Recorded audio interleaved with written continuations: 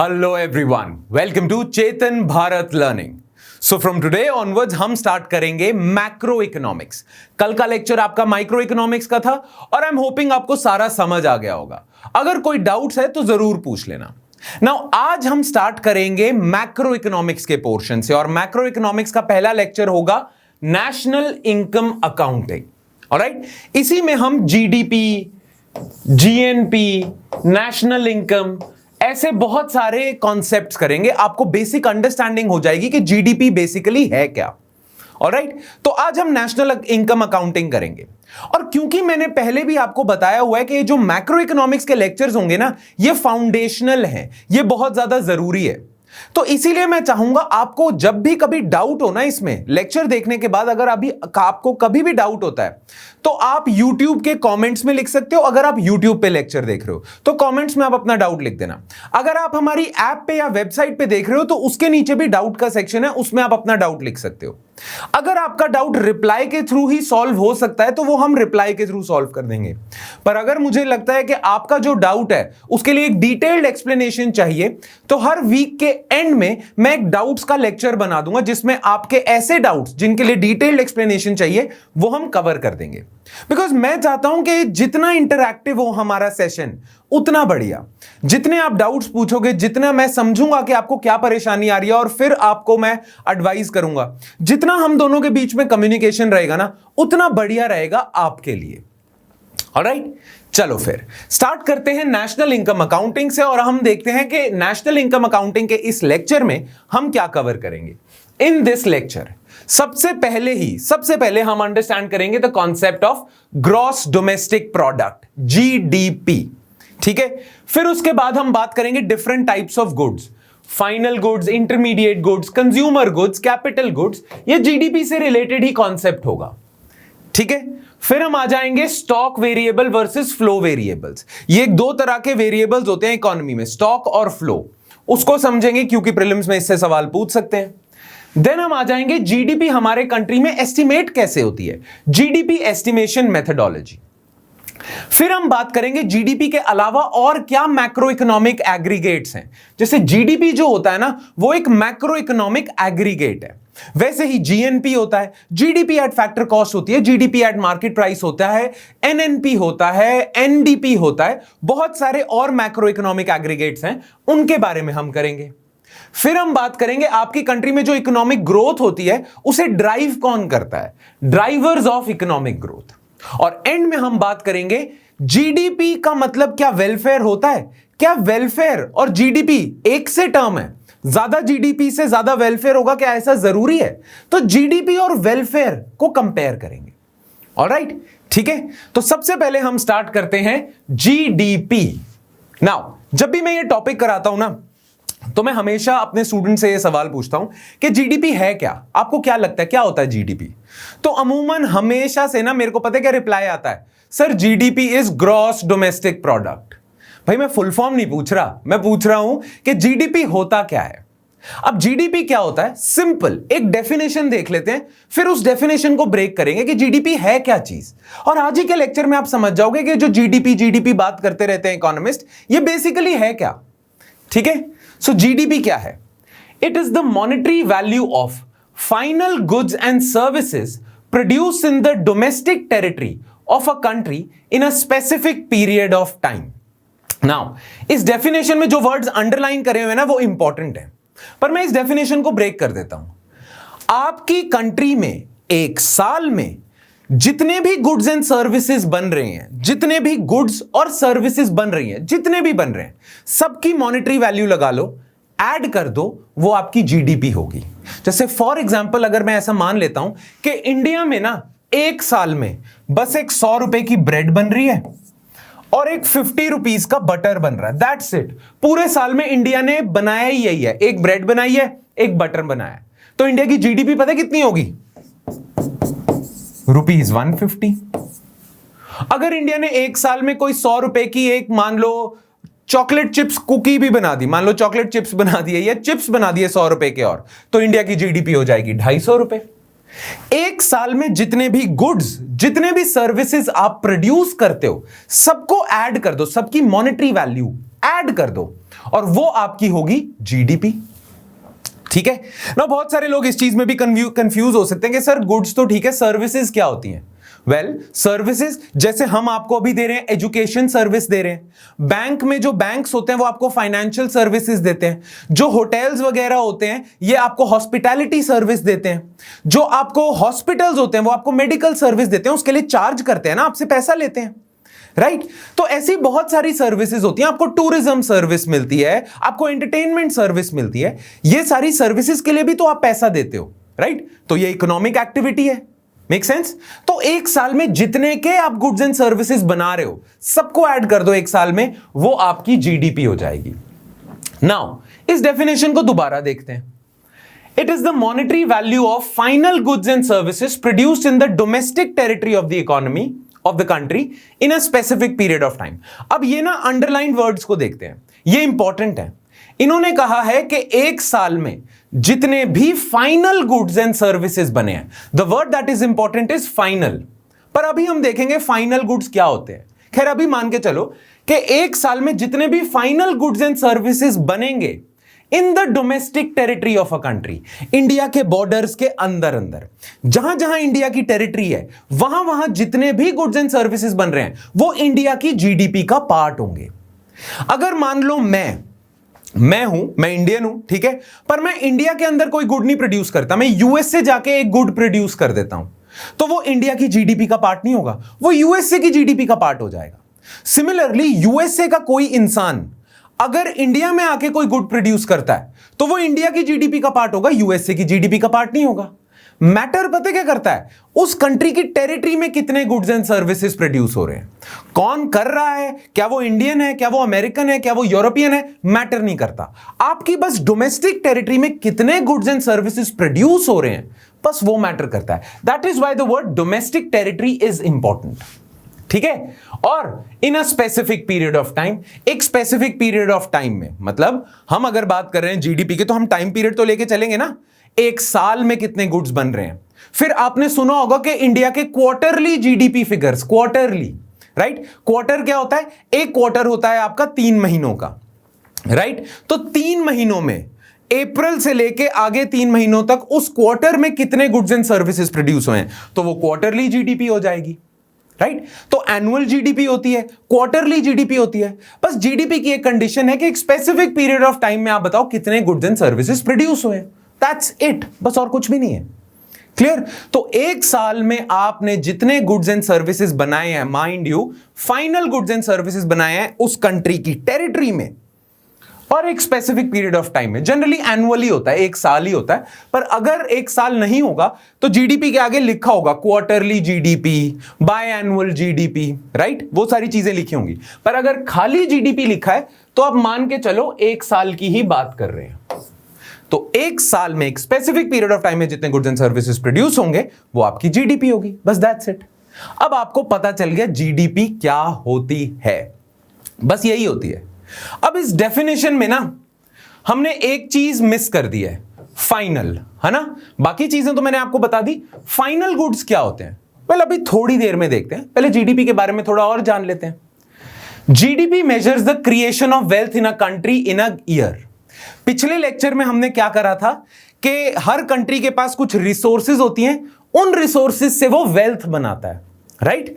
तो 100 KG would थी, उससे आपने 10 चेयर बना दी, 10 गुड्स बना दिए। वो जो 10 गुड्स आपने बनाए हैं वो आपके कंट्री की वेल्थ है, राइट? तो जीडीपी से पता क्या पता चलता है हमें कि एक साल में एक कंट्री कितनी वेल्थ प्रोड्यूस कर रही है ना? एक साल में जितनी ज्यादा वेल्थ प्रोड्यूस करेगी कंट्री उसकी जीडीपी ज्यादा होगी, और ज्यादा जीडीपी अच्छा ही होता है, दैट मींस आप ज्यादा वेल्थ प्रोड्यूस कर रहे हो ना। Make sense? ठीक है। तो GDP is a measure of creation of wealth in a country in a year. एक साल में कितनी वेल्थ प्रोड्यूस कर रहा है, ठीक है।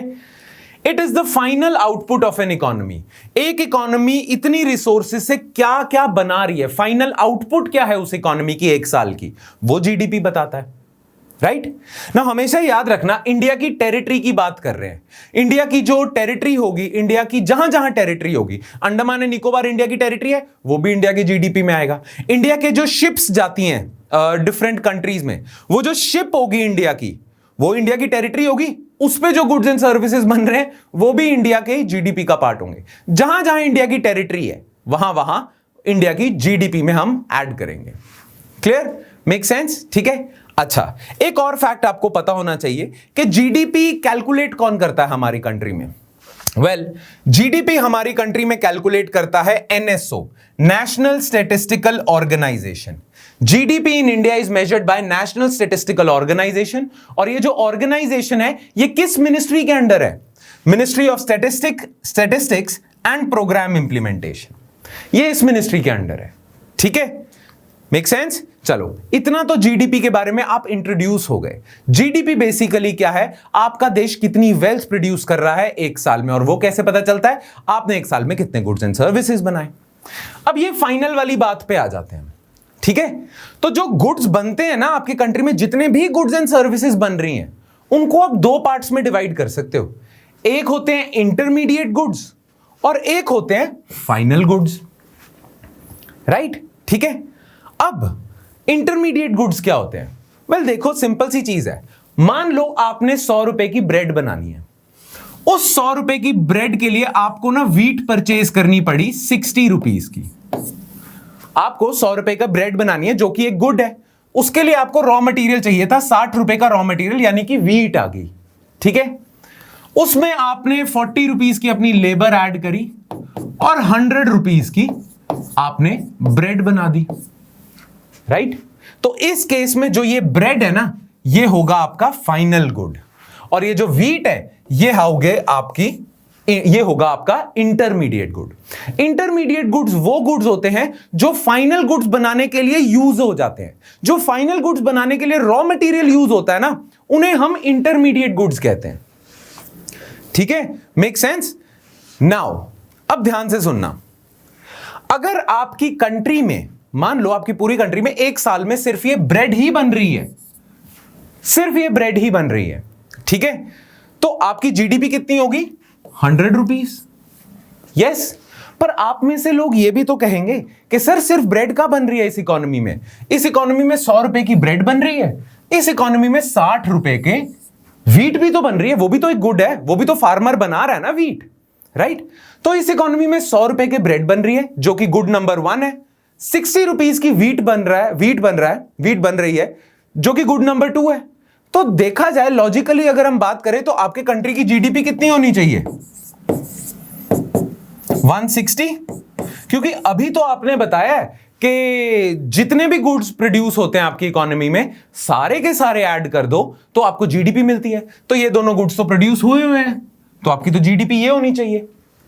पर नहीं, मैंने क्या कहा था? मैंने कहा था आपकी इकोनॉमी में जितने भी फाइनल गुड्स प्रोड्यूस हों, जितने भी फाइनल गुड्स प्रोड्यूस होते हैं ना एक साल में, उन्हें आप जीडीपी में ऐड करोगे, इंटरमीडिएट गुड्स को ऐड नहीं करोगे।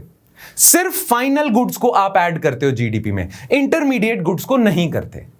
तो अगर उस डेफिनेशन के हिसाब से देखा जाए तो फाइनल गुड कौन कितने बन रहे हैं? एक ही बन रहा है, 100 रुपए का बन रहा है। यस, तो जीडीपी आपकी 160 नहीं होनी चाहिए, 100 ही होनी चाहिए। राइट? अब मैं जानता हूं आपके दिमाग में यह क्वेश्चन आएगा कि सर इंटरमीडिएट गुड्स क्यों नहीं ऐड करते? Why are we not adding intermediate goods? सिर्फ फाइनल गुड्स क्यों लेके चल रहे हैं? Well, for a very simple reason, जो ये इंटरमीडिएट गुड की कॉस्ट है, जो ये इंटरमीडिएट गुड का प्राइस है या जो मॉनेटरी वैल्यू है, डोंट यू थिंक वो फाइनल गुड की वैल्यू में ऑलरेडी इंक्लूडेड है?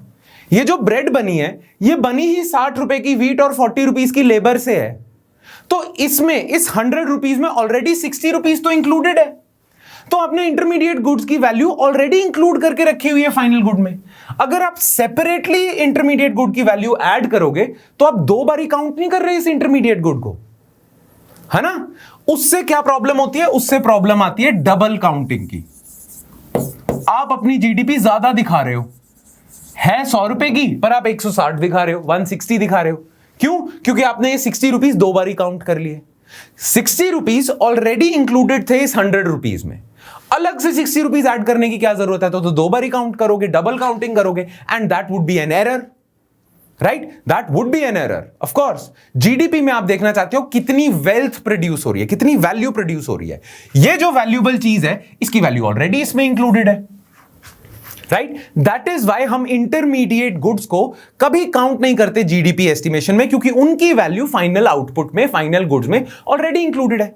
दैट इज वाई डेफिनेशन में क्या लिखा है? Monetary value of final goods and services. Why? Because intermediate goods की वैल्यू ऑलरेडी इंक्लूडेड है. ठीक है, नाउ इंटरमीडिएट गुड्स की डेफिनेशन भी देख लेते हैं अच्छे से, ताकि प्रॉपर समझ आ जाए. इंटरमीडिएट गुड्स क्या है? These are goods used as inputs in production of other goods including final goods. ठीक है, ये वो गुड होते हैं जो मतलब इनपुट गुड्स यूज होते हैं, एज रॉ मटेरियल यूज होते हैं.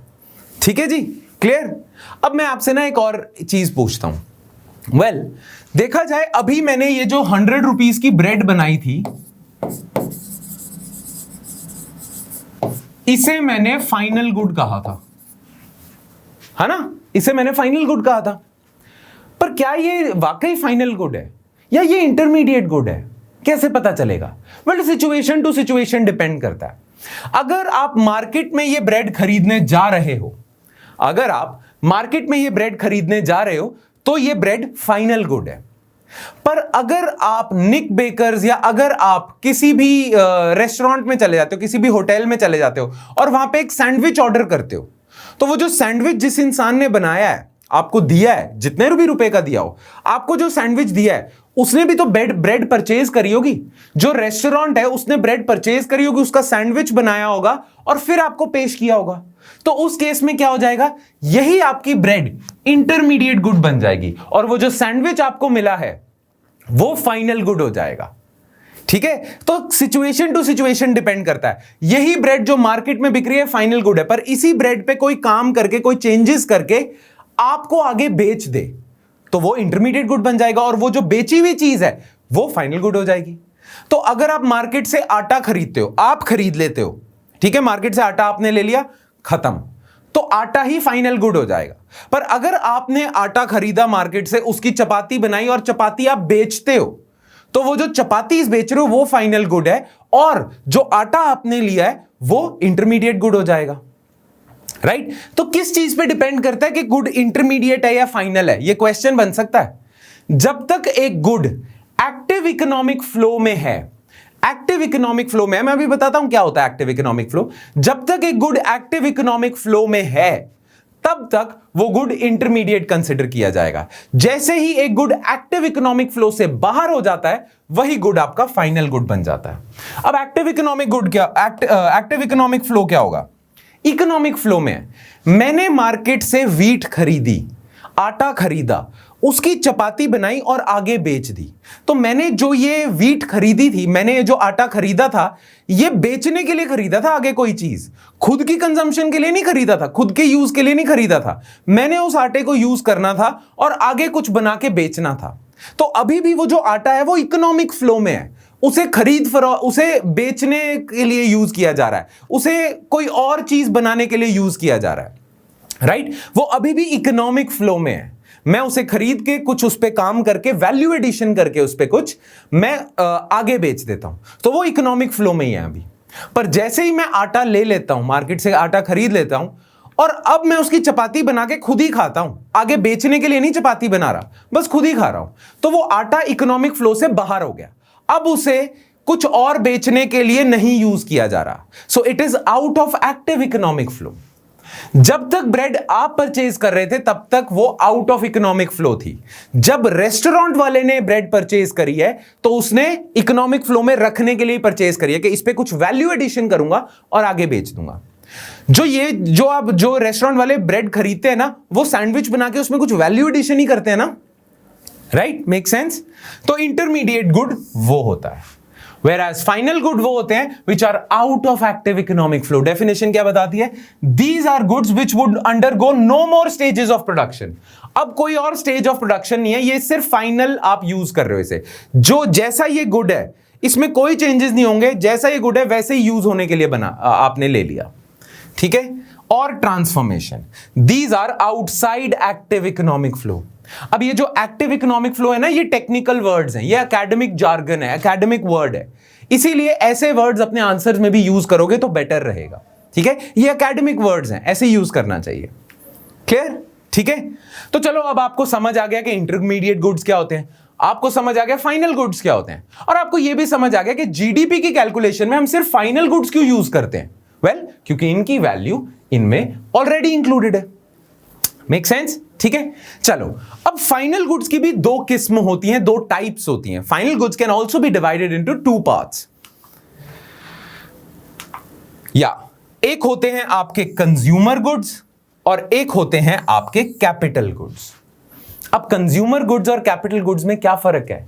वेल, वो गुड्स जो आपकी कंजम्पशन के लिए ही यूज किए जाते हैं वो फाइनल गुड्स। याद रखना, ये जो कंज्यूमर गुड्स हैं और कैपिटल गुड्स हैं, ये फाइनल गुड्स की ही दो पार्ट्स हैं ना। ये दोनों फाइनल गुड्स हैं, पर इन दोनों में फर्क क्या है? Consumer goods are those goods which are use for your final consumption. आप मार्केट से ब्रेड ले रहे हो, अपनी कंजम्पशन के लिए ले रहे हो, तो bread is a consumer good.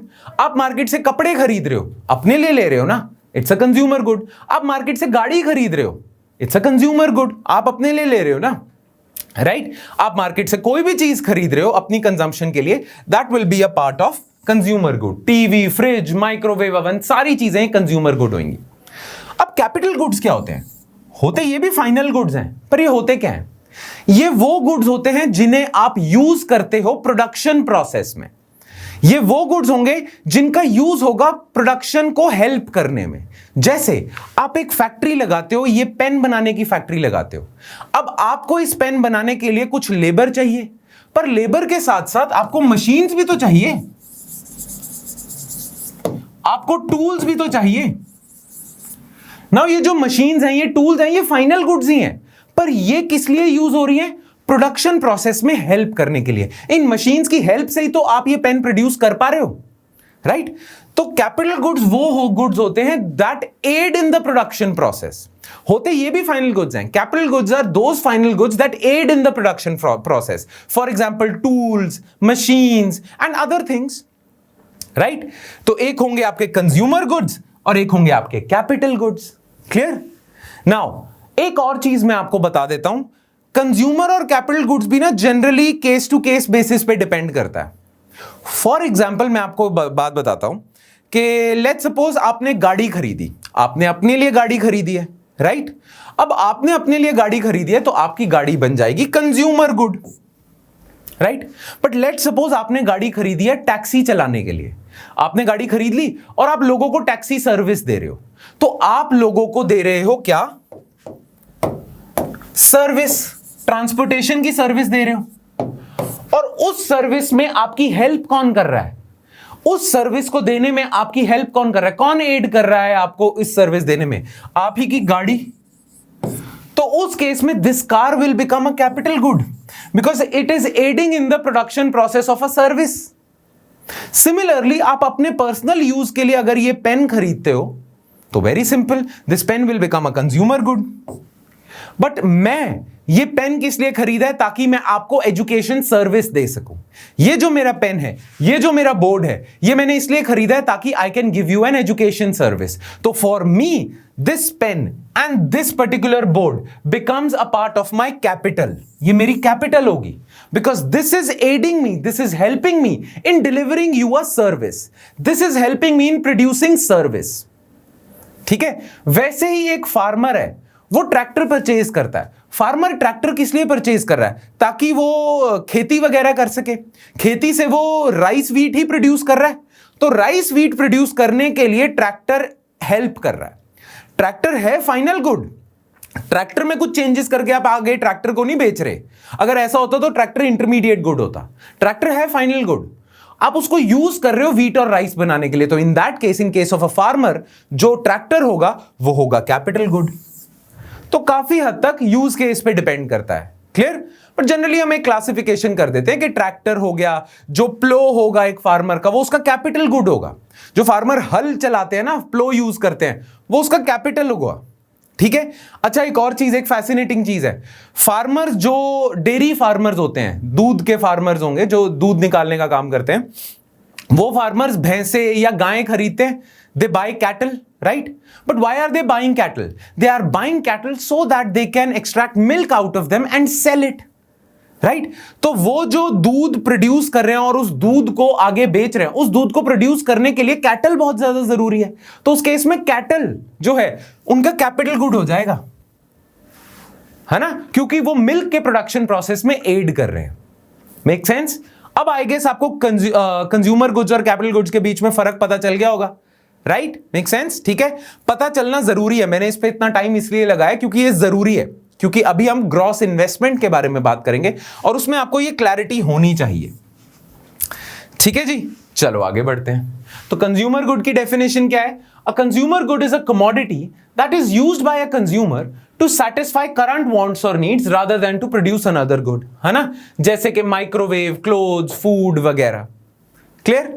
अच्छा, जनरली ना एक फर्क बताया जाता है कंज्यूमर और कैपिटल गुड्स के बीच में। वो फर्क पता क्या होता है कि कंज्यूमर गुड्स तो उसी टाइम कंज्यूम हो जाते हैं, कैपिटल गुड्स सालों साल चलते हैं। जैसे कि ट्रैक्टर जो है सालों साल चलेगा, आपने मशीन खरीदी है वो कुछ साल तो चलेगी, आपने जो टूल्स लिए हैं, टूल्स, राइट, अगर प्रोनाउंसिएशन में दिक्कत हो रही हो तो ये टूल्स, जो आपने टूल्स लिए हैं वो भी कुछ साल चलेंगे। तो कहा यह जाता है कि जो कैपिटल गुड्स होते हैं वो ड्यूरेबल होते हैं, चल जाते हैं कई साल। कंज्यूमर गुड्स नॉन ड्यूरेबल होते हैं, राइट? नाउ ये जिस किसी ने भी डेफिनेशन दी है ना, एकदम एग्जैक्ट डेफिनेशन नहीं है, क्योंकि ऐसे कुछ कंज्यूमर गुड्स भी होते हैं जो ड्यूरेबल होते हैं। जैसे आपने अपने पर्सनल यूज के लिए गाड़ी खरीदी है, वो गाड़ी कुछ साल तो चलेगी और वो ड्यूरेबल भी है, राइट? आपने माइक्रोवेव ओवन खरीदा है, वो कुछ साल तो चलेगा माइक्रोवेव ओवन। आपने फ्रिज खरीदा है, वो कुछ साल तो चलेगा, पर वो कंज्यूमर गुड भी है। तो वो कंज्यूमर गुड्स जो ड्यूरेबल होते हैं उन्हें हम कंज्यूमर ड्यूरेबल्स कहते हैं। कंज्यूमर ड्यूरेबल्स जैसे कि TV, fridge, AC, microwave, car, इन्हें हम कंज्यूमर ड्यूरेबल्स कहेंगे। पूछ सकते हैं which of the following is not an example of consumer durable? जो फूड वगैरह होगा, कोई आप मार्केट से चिप्स खरीद रहे हो, चॉकलेट खरीद रहे हो, आप मार्केट से शैम्पू खरीद रहे हो, राइट, आप फेस वॉश खरीद रहे हो, बॉडी वॉश खरीद रहे हो, ये सारी चीजें कंज्यूमर नॉन ड्यूरेबल्स में आएंगी। पर जो कुछ साल चलेगा, ड्यूरेबल इन कैरेक्टर है कंज्यूमर गुड्स, उन्हें हम कंज्यूमर ड्यूरेबल्स कहते हैं। ठीक है जी, चलो अब हम कैपिटल गुड्स पे आ जाते हैं। अब कैपिटल गुड्स क्या है? अभी मैंने बताया, it is a durable good that is used in the production process of other goods, जैसे कि tools, machines and services, rather than being bought by consumers. ठीक है, they form the crucial backbone of any production process. They are very important. बिना capital goods के कोई production process ही ना हो, है ना?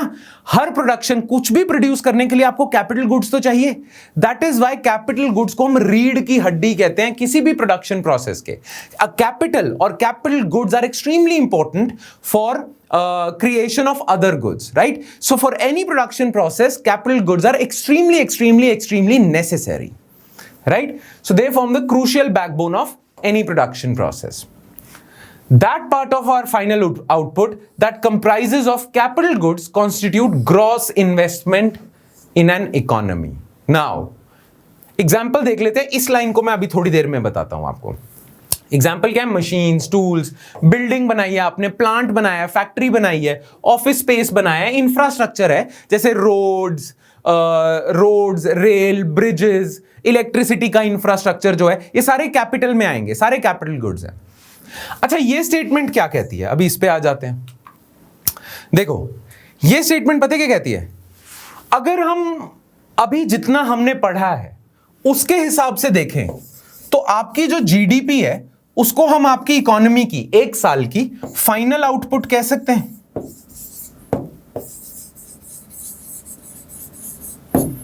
एक साल की आपकी इकोनॉमी की ये फाइनल आउटपुट है। दैट मींस एक साल में आपने जितने गुड्स एंड सर्विसेज बनाए हैं, फाइनल गुड्स एंड सर्विसेज बनाए हैं, उतनी आपकी जीडीपी है। अच्छा, हम ये भी कह सकते हैं कि जितने भी हमने फाइनल गुड्स एंड सर्विसेज बनाए हैं एक साल में, उसमें से कुछ कंज्यूमर गुड्स होंगे और कुछ कैपिटल गुड्स होंगे। ठीक है, तो आपकी जीडीपी में, आपके जितनी भी जीडीपी है उसमें से जितना हिस्सा कंज्यूमर गुड्स बनाए हैं, जितना हिस्सा कंज्यूमर गुड्स का है, उसे हम कहेंगे आपकी इकोनॉमी की total consumption.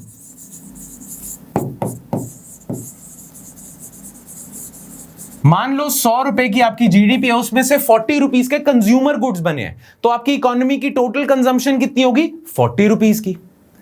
And that part of your GDP जो कैपिटल गुड्स बनाने में लग गया, that part of your GDP जिसके कैपिटल गुड्स हैं, उसका नाम हम क्या देते हैं? That is your total investment. हमेशा ध्यान रखना ये चीज, आपकी इकोनॉमी में जितने के कैपिटल गुड्स बनेंगे उतनी आपकी इकोनॉमी की हम बोलेंगे वो है इन्वेस्टमेंट। दैट मींस अगर आपकी इकोनॉमी की जीडीपी जो है, मान लो आपने जीडीपी बनाई है 100 रुपए की, जिसमें से 40 रुपीज आपने कंज्यूमर कंजम्पशन गुड्स बना दिए और 60 रुपीज के आपने टूल्स मशीन्स वगैरह बना दी, तो ये 60 रुपीज को हम कहेंगे ग्रॉस इन्वेस्टमेंट आपकी इकोनॉमी में कितनी है।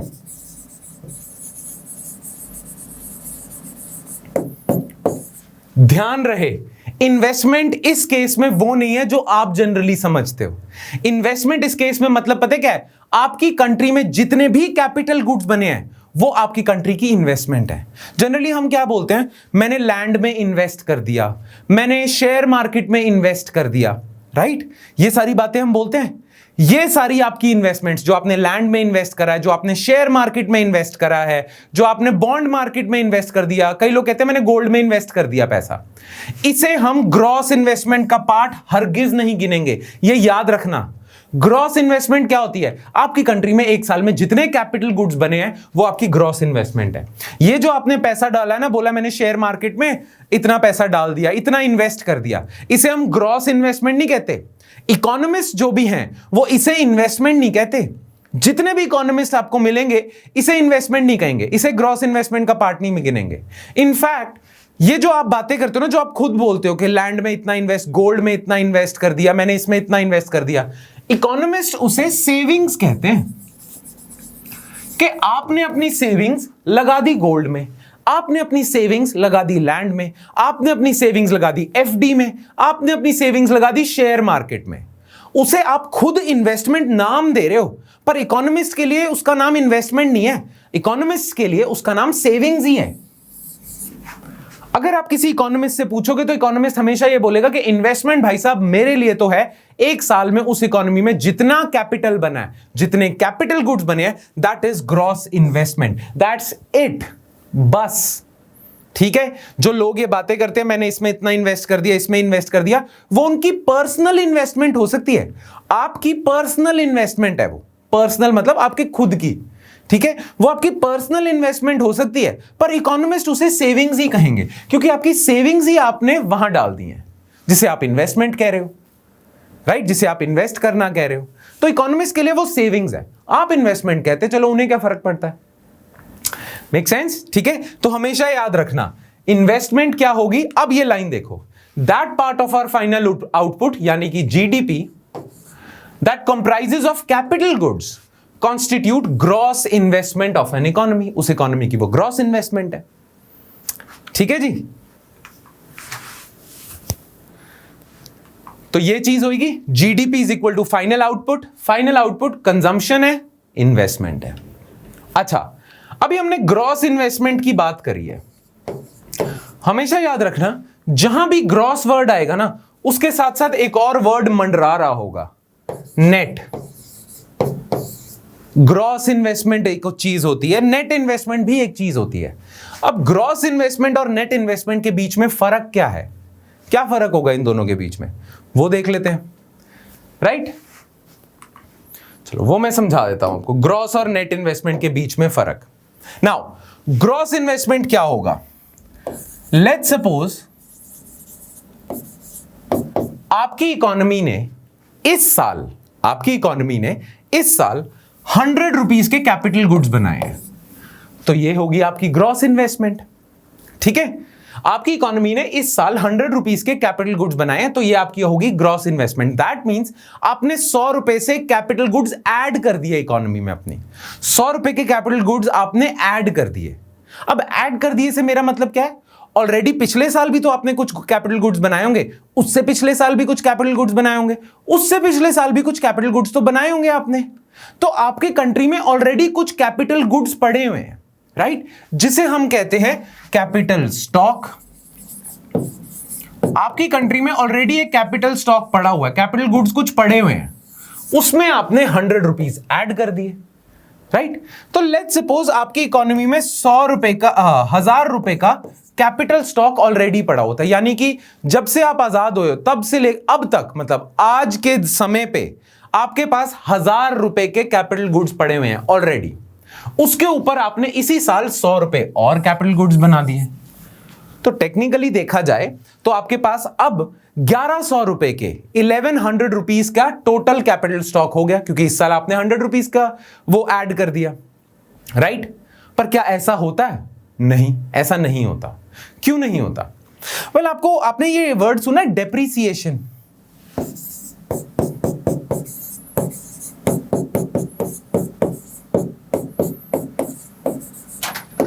अच्छा, अब डेप्रिसिएशन होता क्या है? डेप्रिसिएशन होगा क्या? What do we mean by depreciation? सुना तो सबने ये टर्म। वेल, जैसा कि आप जानते हो, कोई भी मशीन होती है, कोई भी ड्यूरेबल गुड होता है ना, जो कोई भी मशीन वगैरह, उसकी कुछ लिमिटेड लाइफ होती है। Yes, does that make sense? कोई भी आप चीज खरीदते हो, कोई भी मशीन, टूल वगैरह, उसकी एक लिमिटेड लाइफ होती है। लेट्स सपोज आपने एक मशीन खरीदी है जिसकी लाइफ है 10 ईयर्स की। आपने एक मशीन खरीदी है जिसकी लाइफ है 10 ईयर्स की, 10 साल की उसकी लाइफ है। तो हम पता क्या मानते हैं? हम मानते हैं कि हर साल उसकी वैल्यू 1/10 कम होती जा रही है। अगर कोई मशीन है जिसकी जिसकी लाइफ 10 ईयर्स की है, तो हम मानते हैं हर साल उस मशीन का 1/10 कंज्यूम होता जा रहा है, लाइफ खत्म होती जा रही है। या हम कहते हैं कि जो वो मशीन है वो हर साल 10% से, 1/10 मतलब 10% से डेप्रिशिएट करती जा रही है। ठीक है? डेप्रिसिएशन मतलब हर मशीन में वियर एंड टियर तो होता ही है, हर मशीन की वैल्यू तो कम होती जाती है, राइट? नाउ डेप्रिसिएशन आपको बताएगा कि हर साल इसकी वैल्यू इतने से कम होती जा रही है। ठीक है? नाउ आपकी इकोनॉमी में टोटल कैपिटल स्टॉक आज तक जितना भी कैपिटल गुड्स बने थे वो है 1000 रुपीस का। नाउ जिस एक साल में ये 100 रुपए के नए गुड्स बन रहे हैं, कैपिटल गुड्स बन रहे हैं, उस पूरे एक साल में जितना भी ये कैपिटल गुड्स का स्टॉक ऑलरेडी पड़ा हुआ है, ये डेप्रिशिएट भी तो होगा, राइट? तो ये जो इकोनॉमिस्ट होते हैं ना, जो एनएसओ के ऑफिस में बैठे होते हैं, ये ऑन एवरेज डेप्रिसिएशन निकाल लेते हैं कि ऑन एवरेज इंडिया में जितने भी कैपिटल गुड्स हैं, लेट्स सपोज उनकी डेप्रिसिएशन की वैल्यू चल रही है 10% की। ऑन एवरेज इंडिया में जितने भी गुड्स हैं, लेट्स सपोज वो हर साल 10% से डेप्रिशिएट करते हैं। ठीक है जी? Make sense? Now let's suppose अब क्या होता है, लेट्स सपोज कि इंडिया में ना हर साल 10% से कैपिटल गुड्स डेप्रिशिएट कर रहे हैं। अब जिस साल ये 100 रुपए के आपने नए कैपिटल गुड्स बनाए हैं, उसी एक साल के दौरान आपके 1000 रुपए के कैपिटल गुड्स आज 900 रुपए के हो जाएंगे। ठीक है? Make sense?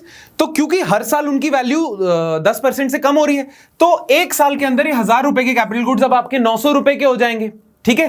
अच्छा, सिंप्लिसिटी के तहत मैं बोलूं, सिंप्लिसिटी के लिए मैं थोड़ा सा एग्जांपल में चेंज कर देता हूं।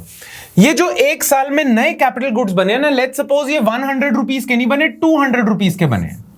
लेट्स सपोज इस साल आपने 200 रुपए के नए कैपिटल गुड्स बना दिए। ठीक है? अब मुझे ये बताओ कि पिछले साल आपके पास टोटल कैपिटल स्टॉक कितना था? 1000 रुपए का। इस साल मतलब एक साल बाद अब आपके पास टोटल कैपिटल स्टॉक कितना होगा? एक साल बाद 1000 की वैल्यू 900 हो जाएगी।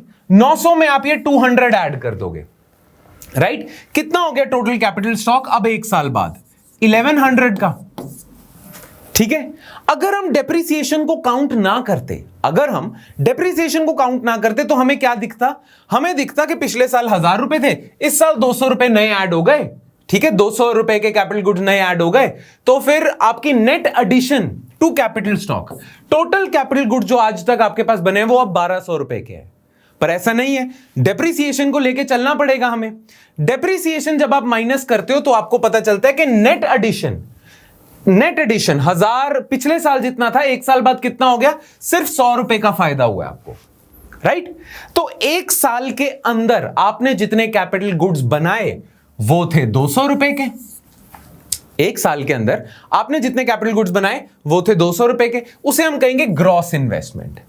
और एक साल के अंदर नई कितनी एडिशन हुई आपके कैपिटल स्टॉक में, आपके कैपिटल स्टॉक में नए कितने एक्स्ट्रा कितने कैपिटल गुड्स आए, कितने की इन्वेस्टमेंट हुई है, उसे हम कहेंगे नेट इन्वेस्टमेंट। पिछले साल के मुकाबले इस साल कितने एडिशन हुई है, 100 रुपए की। तो कैन आई सिंपली से कि gross investment minus depreciation is equal to net investment. Gross investment minus depreciation is equal to net investment. हमारा जो पिछला एग्जांपल था उसमें क्या था, ग्रॉस इन्वेस्टमेंट थी 200 रुपीज की, डेप्रिसिएशन कितने की हुई, 100 रुपए की, नेट इन्वेस्टमेंट कितने की आई, net addition to capital stock कितने का आया, 100 रुपए का। राइट, यही इस एग्जांपल में भी देख लेते हैं। Gross investment minus depreciation is equal to net investment. अब डेप्रिसिएशन की डेफिनेशन क्या है, the deletion which is made from the value of gross investment in order to accommodate regular wear and tear of capital।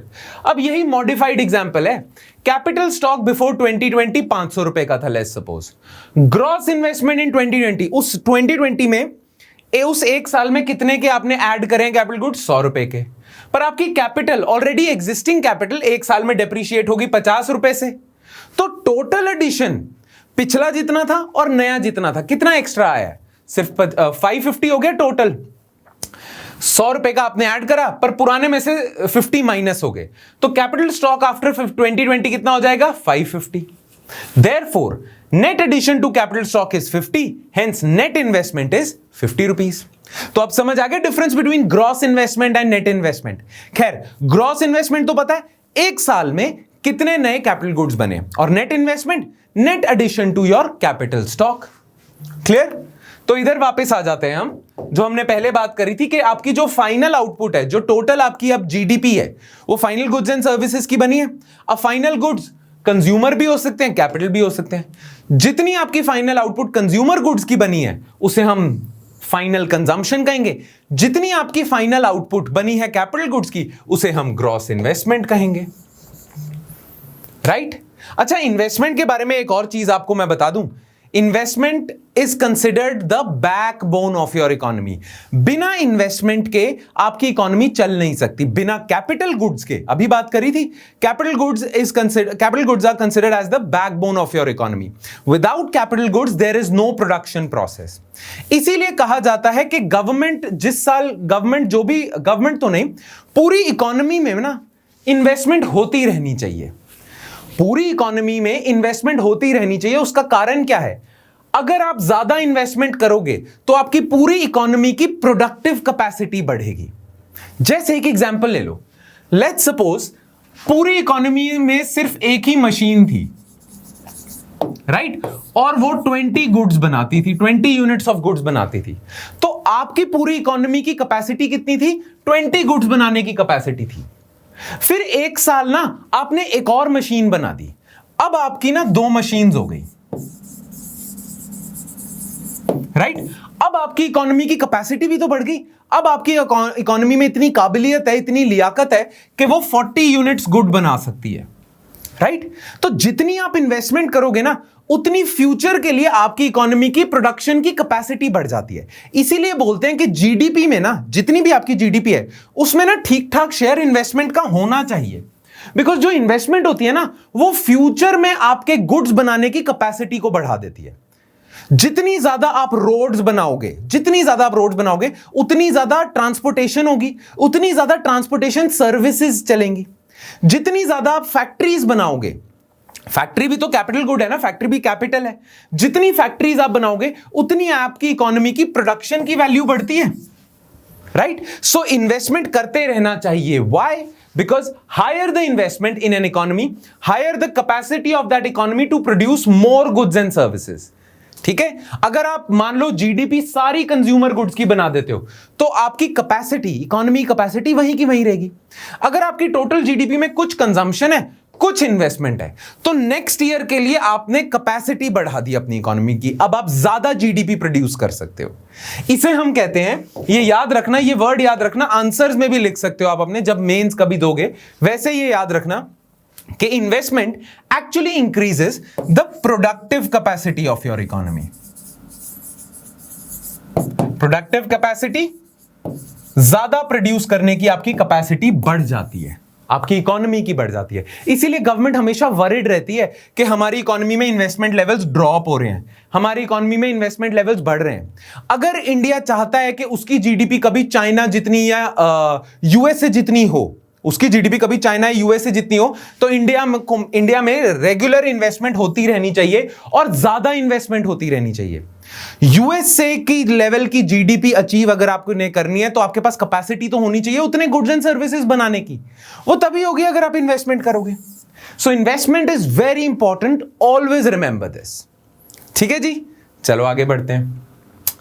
हाँ, अब ये बड़ा important सा concept है, stock flow, stock variables, flow variables. देखो, इकोनॉमी में जितने भी वेरिएबल्स होते हैं ना, जितने भी कॉन्सेप्ट्स होते हैं, जितनी भी वैल्यूज होते हैं जिन्हें हम मेजर करते हैं, जैसे जीडीपी एक कॉन्सेप्ट हो गया, वेरिएबल हो गया, जीएनपी हो गया, इन्फ्लेशन हो गया एक चीज, ठीक है, इंटरेस्ट रेट्स हो गए, इनकम हो गया, प्रॉफिट हो गया, इन्वेस्टमेंट हो गया, ये सारे जितने भी कॉन्सेप्ट्स हैं ना, जितने भी वेरिएबल्स हैं जो वेरी करते हैं, इनको ना हम दो कैटेगरीज में डिवाइड कर लेते हैं।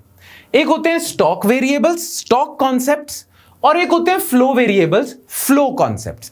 ये ध्यान से सुनना, ध्यान लगा के सुनना, ये जो अभी मैं बोलने वाला हूं, ठीक है। इसमें होता है कि लंबा लेक्चर अगर चल रहा हो तो बीच बीच में थोड़ा आप नींद आ जाती है, आप एकदम से ऐसे अटेंशन स्पैन लूज हो जाता है, वापस लेके आओ अटेंशन वापस। हाँ, तो कुछ कॉन्सेप्ट्स होंगे आपके स्टॉक कॉन्सेप्ट्स, कुछ flow concepts.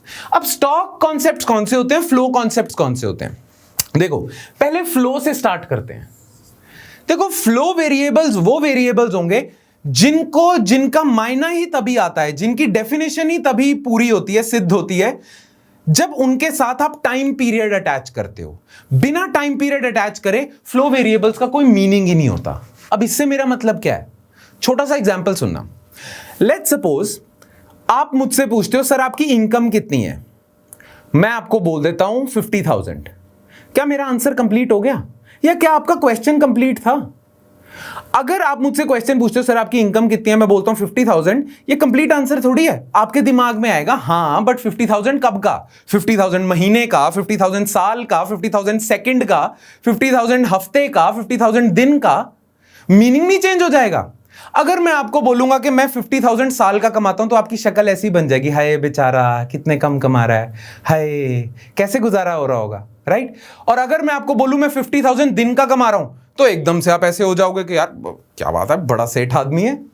Don't you think so, right. तो 50,000 का मतलब ही तभी आता है जब आप उसके साथ टाइम पीरियड अटैच करते हो, महीना, साल, हफ्ता, राइट। तो वैसे ही फ्लो वेरिएबल्स वो वेरिएबल्स होते हैं जिनका मायना ही तभी बनता है, मीनिंग ही तभी आता है जब आप उनके साथ टाइम पीरियड अटैच करते हो। इनकम ऐसी चीज हो गई, इनकम एक फ्लो वेरिएबल है। रेंट एक फ्लो वेरिएबल है। मुझे उस जमीन से इतना रेंट आता है, मान लो 1 लाख रुपए रेंट आता है, हां, पर रेंट महीने का आता है, क्वार्टर का आता है, साल का आता है, या तूने 10 साल की लीज दी हुई है, कितना? मीनिंग तभी आएगा ना जब टाइम पीरियड अटैच करोगे। प्रॉफिट, भाई मेरी कंपनी है, मुझे 1 लाख का प्रॉफिट हो जाता है, हां, महीने का, साल का, कब का प्रॉफिट? टाइम पीरियड अटैच करना पड़ रहा है। सिमिलरली आप किसी की कंपनी होती है, उससे पूछते हो यार तेरी टर्नओवर कितनी है, तो टर्नओवर भी annual turnover, monthly turnover, daily turnover, ये सारी चीजें हैं। सिमिलरली फ्लो वेरिएबल का अगर मैं एग्जांपल लूं तो जीडीपी भी तो फ्लो वेरिएबल है। क्यों? क्योंकि जीडीपी की हमने डेफिनेशन में क्या करा हुआ है, monetary value of final goods and services produced in the domestic territory of an economy in a specific period of time. एक साल में कितने गुड्स एंड सर्विसेज आपने प्रोड्यूस करे हैं? 1 साल, टाइम पीरियड, राइट। तो जीडीपी आपका फ्लो वेरिएबल हो जाएगा, क्योंकि उसमें एनुअल जीडीपी होती है, क्वार्टरली जीडीपी भी होती है। सिमिलरली अभी मैंने ग्रॉस इन्वेस्टमेंट की बात करी थी, तो ग्रॉस इन्वेस्टमेंट में भी टाइम पीरियड अटैच करते हैं। 1 साल में आपने कितने कैपिटल गुड्स बना दिए, वो ग्रॉस इन्वेस्टमेंट होती है, 1 साल, राइट। तो 1 साल मेरे को टाइम पीरियड अटैच करना पड़ रहा है, hence gross investment is a flow variable. ठीक है, तो फ्लो वेरिएबल्स वो वेरिएबल्स होते हैं जिनके साथ, जिनको डेफिनेशन देने के लिए आपको टाइम पीरियड अटैच करना पड़ता है। इसका बिल्कुल उल्टा है स्टॉक वेरिएबल। स्टॉक वेरिएबल्स वो वेरिएबल्स होते हैं जिनके साथ आपको टाइम पीरियड अटैच नहीं करना पड़ता। जैसे कि फॉर एग्जाम्पल आप मुझसे पूछो कि यार तुझ पे अभी कर्जा कितना है, how much debt do you owe, कितना कर्जा है अभी आप पे। अगर मैं आपको बोलूं यार 5 लाख का कर्जा है मेरे पे, तो आंसर खत्म हो जाएगा। हाँ बिल्कुल खत्म हो जाएगा कि अभी इस पॉइंट ऑफ टाइम पे मुझ पे 5 लाख का कर्जा है। Make sense. अगर मैं आपसे पूछूं यार अभी इंडिया की इकोनॉमी में इन्फ्लेशन क्या चल रही है, तो इन्फ्लेशन आप बताओगे 6%, तो आंसर खत्म हो गया, बिल्कुल खत्म हो गया, बिकॉज मैं इस पॉइंट ऑफ टाइम पे बोल रहा हूं, राइट। तो 6% पे आंसर खत्म हो जाएगा।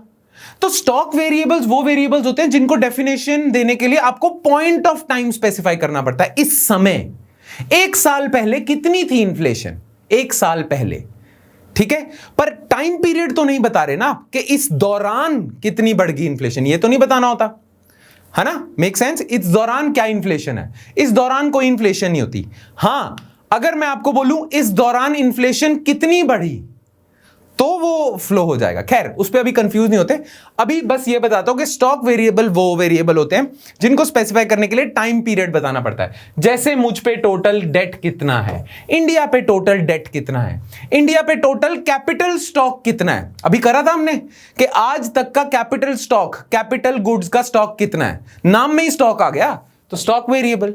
जिनको डिफाइन करने के लिए पॉइंट ऑफ टाइम बताना पड़ता है वो होते हैं स्टॉक वेरिएबल, जिनको डिफाइन करने के लिए टाइम पीरियड बताना पड़ता है वो फ्लो वेरिएबल। डेफिनेशन में भी ये लिखा है, it is an economic variable that can be measured at a point of time. जैसे वेल्थ कितनी है, मैं आपसे पूछूं आप पे प्रॉपर्टी कितनी है, तो आप बता दोगे यार इतने एकड़ की प्रॉपर्टी है, टाइम पीरियड बताने की जरूरत नहीं। आप पे टोटल वेल्थ कितनी है, आप बोलोगे यार मेरी टोटल वेल्थ 50 लाख की मेरी टोटल वेल्थ है, ठीक है, खत्म हो जाता है आंसर। तो वो स्टॉक है, वेल्थ हो गया, डेट हो गया, कैपिटल स्टॉक हो गया। इंडिया पे कितने फॉरेन एक्सचेंज रिजर्व्स हैं, कितने डॉलर पड़े हुए हैं इंडिया के पास, स्टॉक वेरिएबल, राइट। और फ्लो क्या होता है, it is an economic variable that can be measured in a period of time, जैसे income, profit, GDP, gross investment, rent वगैरह वगैरह, ठीक है। बड़ा बेसिक सा है, बड़ा सिंपल सा है, तो समझ तो आ गया होगा I am hoping. Flow variable क्या होते हैं, स्टॉक वेरिएबल क्या होते हैं, आपको समझ आ गया होगा। एक और चीज आपको ध्यान रखनी है कि change in stock variable becomes flow variable. Change in stock, for example अगर मैं आपसे पूछूं कि यार इन्फ्लेशन कितनी चेंज हुई है, इन्फ्लेशन एक स्टॉक वेरिएबल है, इन्फ्लेशन एक स्टॉक वेरिएबल है, इन्फ्लेशन कितनी चेंज हुई है, और मैं आपसे पूछता हूं और आप मुझे बता देते हो यार इन्फ्लेशन ना 4% से चेंज हुई है, तो फिर मैं आपसे पूछूंगा एक महीने में 4% से चेंज हुई है, एक साल में चेंज हुई है 4% से, 2 साल में चेंज हुई है।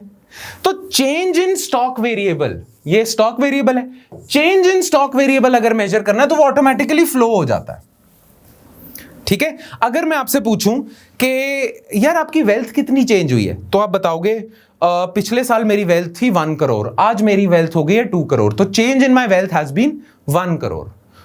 तो 1 साल में मैंने पूछा कि पिछले 1 साल में आपकी वेल्थ कितनी चेंज हुई है।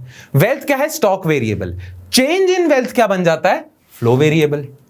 मैं अगर आपसे पूछूं आप पे पिछले 1 साल में कितना कर्जा बढ़ा है, तो मैंने टाइम पीरियड स्पेसिफाई करा 1 साल पर, और वो टाइम पीरियड क्यों स्पेसिफाई करा, क्योंकि मैं आपसे पूछ रहा हूं चेंज इन डेट।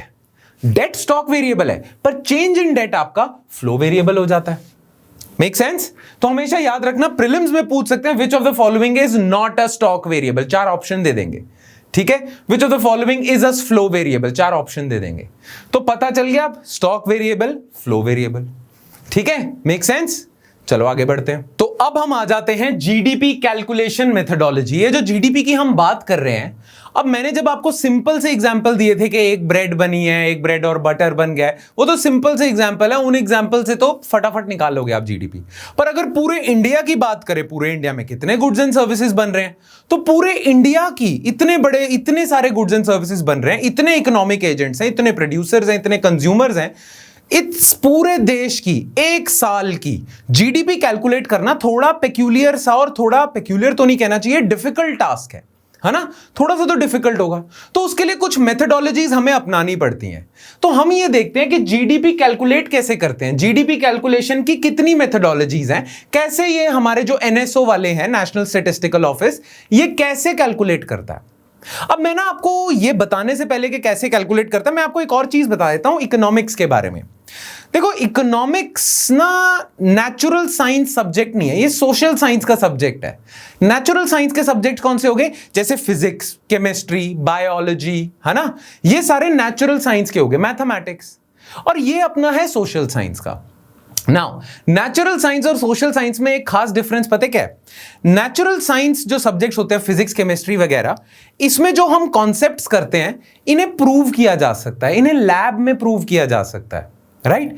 लैब में आप प्रूव कर सकते हो, लॉज बना सकते हो, मेजर कर सकते हो, ठीक है ना? जैसे फॉर एग्जाम्पल किसी ने ग्रेविटी मेजर करी अर्थ की, राइट? फॉर एग्जाम्पल आप कुछ एक्सपेरिमेंट करते हो कि सोडियम और क्लोराइड मिलके ऐसा रिएक्शन करते हैं, राइट? ये सारी चीजें नेचुरल साइंस की, ये लैब में टेस्ट हो सकती हैं, और लैब में टेस्ट हो सकती हैं, इसीलिए आप फॉर फुल प्रूफ तरीके से कह सकते हो कि ये सच है। भाई ग्रेविटी होती है तो है, प्रूव कर रखा है हमने, है चीज। सन के अराउंड अर्थ रिवॉल्व करती है, ये बात है, इस पे कोई डिबेट नहीं है, कोई सवाल नहीं उठा सकता, ये जो है वो है। ये नेचुरल साइंस में हो सकता है। सोशल साइंसेस में ना थोड़ा मुद्दा हो जाता है। जो ये सोशल साइंसेस के सब्जेक्ट्स होते हैं ना, इनमें जो थ्योरियां होती हैं, इनमें जो लॉज होते हैं, इनमें जो मेथडोलॉजीज होती हैं, इन्हें आप लैब में तो टेस्ट कर नहीं सकते। पूरे हिंदुस्तान की जीडीपी कैसे कैलकुलेट करोगे? वो एक लैब, छोटी सी लैब में कैसे टेस्ट करोगे? आपकी लैब तो पूरा हिंदुस्तान ही हो जाएगा, राइट? और पूरा हिंदुस्तान बहुत कॉम्प्लिकेटेड है। ये सारी प्रॉब्लम सोशियोलॉजी वाले, साइकोलॉजी वाले, ये सब भी फेस करते हैं। जो सब्जेक्ट्स लोगों से डील करते हैं ना, लोगों के बिहेवियर से डील करते हैं, वो सब्जेक्ट्स को आप लैब में तो टेस्ट कर नहीं सकते, है ना? इसीलिए जो सोशल साइंसेस के सब्जेक्ट्स हैं ना, इनमें हम मॉडल्स कंस्ट्रक्ट करते हैं, एक सिंपलिस्टिक सा मॉडल कंस्ट्रक्ट कर लेते हैं, उसमें मेजर कर लेते हैं। अब इकोनॉमिक्स भी ऐसा सब्जेक्ट है, इसमें हम कोई भी चीज निकालते हैं ना, जब कोई भी लॉ, कोई भी फैक्ट, कोई भी कॉन्सेप्ट निकालते हैं, हम मॉडल्स कंस्ट्रक्ट करके निकालते हैं। अब जीडीपी कैसे कैलकुलेट की जाए, उसके लिए भी आपने ना एक मॉडल बनाया हुआ है। अब वो जो मॉडल है वो बड़ा सिंपलिस्टिक सा मॉडल है, और हर मॉडल की कुछ अजम्पशंस होती हैं, क्योंकि बिल्कुल रियलिस्टिक मॉडल अगर आप बना दोगे तो भाई फिर तो रियल लाइफ एक्सपेरिमेंट ही कर लो, वो कर नहीं सकते। तो आप कुछ अजम्पशंस लेके चलते हो, कुछ अजम्पशंस आप लेके चलोगे, उसके हिसाब से मॉडल बना लोगे, उस मॉडल से कुछ लॉजिकल से कॉन्सेप्ट्स निकालोगे, मेथोडोलॉजी निकाल लोगे ना। जीडीपी कैलकुलेट करने के लिए भी ना हमने, इकोनॉमिक्स वालों ने एक मॉडल कंस्ट्रक्ट करा है। हम पहले मॉडल को देख लेते हैं, फिर उसकी अजम्पशंस देख लेंगे, और फिर हम रियलाइज करेंगे कि मॉडल की अजम्पशंस निकाल भी दो ना, तो रियल लाइफ में भी ये थ्योरी वैलिड होती है। ठीक है, थोड़ी कॉम्प्लिकेटेड सी बात लग सकती है, पर जैसे जैसे मैं आगे बताता जाऊंगा ना, आपको क्लियर होता जाएगा। ठीक है, अब जीडीपी कैलकुलेट करने के लिए हमने मॉडल पता क्या कंस्ट्रक्ट करा है? ये अब ये पता क्या मॉडल हमने कंस्ट्रक्ट करा? पूरे इंडिया का मॉडल, एक तरह से मॉडल है, ये कंस्ट्रक्ट कर दिया। अब इंडिया में कुछ फर्म्स हैं, ठीक है, फर्म्स मतलब कंपनीज जो सामान प्रोड्यूस कर रही हैं, और कुछ हाउस होल्ड्स हैं जो सामान कंज्यूम कर रहे हैं, राइट? तो इंडिया में ना ये मॉडल है आपका। आपने इंडिया का एक बड़ा सिंपल सा मॉडल बना लिया, और फिर देखा जीडीपी कैसे कैलकुलेट करते हैं। तो आपने देख लिया, देखो कुछ फर्म्स हैं, फैक्ट्रीज हैं, कुछ हाउस होल्ड्स हैं जो ये सामान कंज्यूम कर रहे हैं, और इस मॉडल में ना आपने कुछ अजम्पशंस ले ली। आपने पता क्या अजम्पशन ली? अजम्पशन नंबर 1, ये जो फर्म्स है ना, ये जो सामान बना रही हैं, इन हाउस होल्ड्स के लिए ही बना रही हैं। ये कंपनीज ना तो कुछ एक्सपोर्ट करती ना कुछ इंपोर्ट करती, तो there is no external trade. जो भी सामान बन रहा है वो इन्हीं के लिए बन रहा है, और ये जो भी एक्सपेंडिचर कर रहे हैं, जो भी सामान खरीद रहे हैं ना हाउस होल्ड्स, ये इन्हीं कंपनियों से खरीद रहे हैं, किसी कहीं बाहर से इंपोर्ट नहीं कर रहे, ना ये एक्सपोर्ट कर रहे। ठीक है, तो इस मॉडल में हम मानते हैं कि कोई एक्सटर्नल ट्रेड नहीं है। दूसरा, हम इस मॉडल में मानते हैं कि इसमें कोई गवर्नमेंट नहीं है, गवर्नमेंट कहीं भी इंटरफेयर नहीं कर रही, कहीं कोई टैक्स नहीं लग रहा, कहीं कोई सब्सिडी नहीं जा रही। अभी अजम्पशंस ले रहे हैं, लेट्स सपोज ऐसा मान के चलो, ना कोई एक्सटर्नल ट्रेड है, ना कोई गवर्नमेंट है। और एक और अजम्पशन है, जितने भी हाउस होल्ड्स हैं कोई सेविंग्स नहीं कर रहा। सेविंग्स नहीं कर रहा मतलब इनके पास जितनी इनकम आती है, ये सारी की सारी इनकम लगा देते हैं सामान खरीदने में, ये कोई सेविंग्स नहीं कर रहे। हाउस होल्ड्स कोई सेविंग्स नहीं कर रहे। ठीक है, तो ये 3 अजम्पशंस हैं। अब इन 3 अजम्पशंस के बेसिस पे देखते हैं मॉडल हमारा बनता कैसा है। ठीक है, अजम्पशन समझ आ गई? नाउ इधर से आ जाते हैं। ठीक है, ये फर्म्स हैं, ये कुछ गुड्स एंड सर्विसेज बनाएंगी, ये गुड्स एंड सर्विसेज किसके लिए बना रही है? हाउस होल्ड के लिए। तो गुड्स एंड सर्विसेज ये फर्म बनाएंगी और ये गुड्स एंड सर्विसेज ट्रांसफर हो जाएंगी इन हाउस होल्ड्स को। ठीक है, तो ये एरो बन रहा है ऐसा, goods and services house holds पे चलेगी। अच्छा, ये फर्म्स फ्री में तो गुड्स एंड सर्विसेज दे नहीं रही है इन हाउस होल्ड्स को।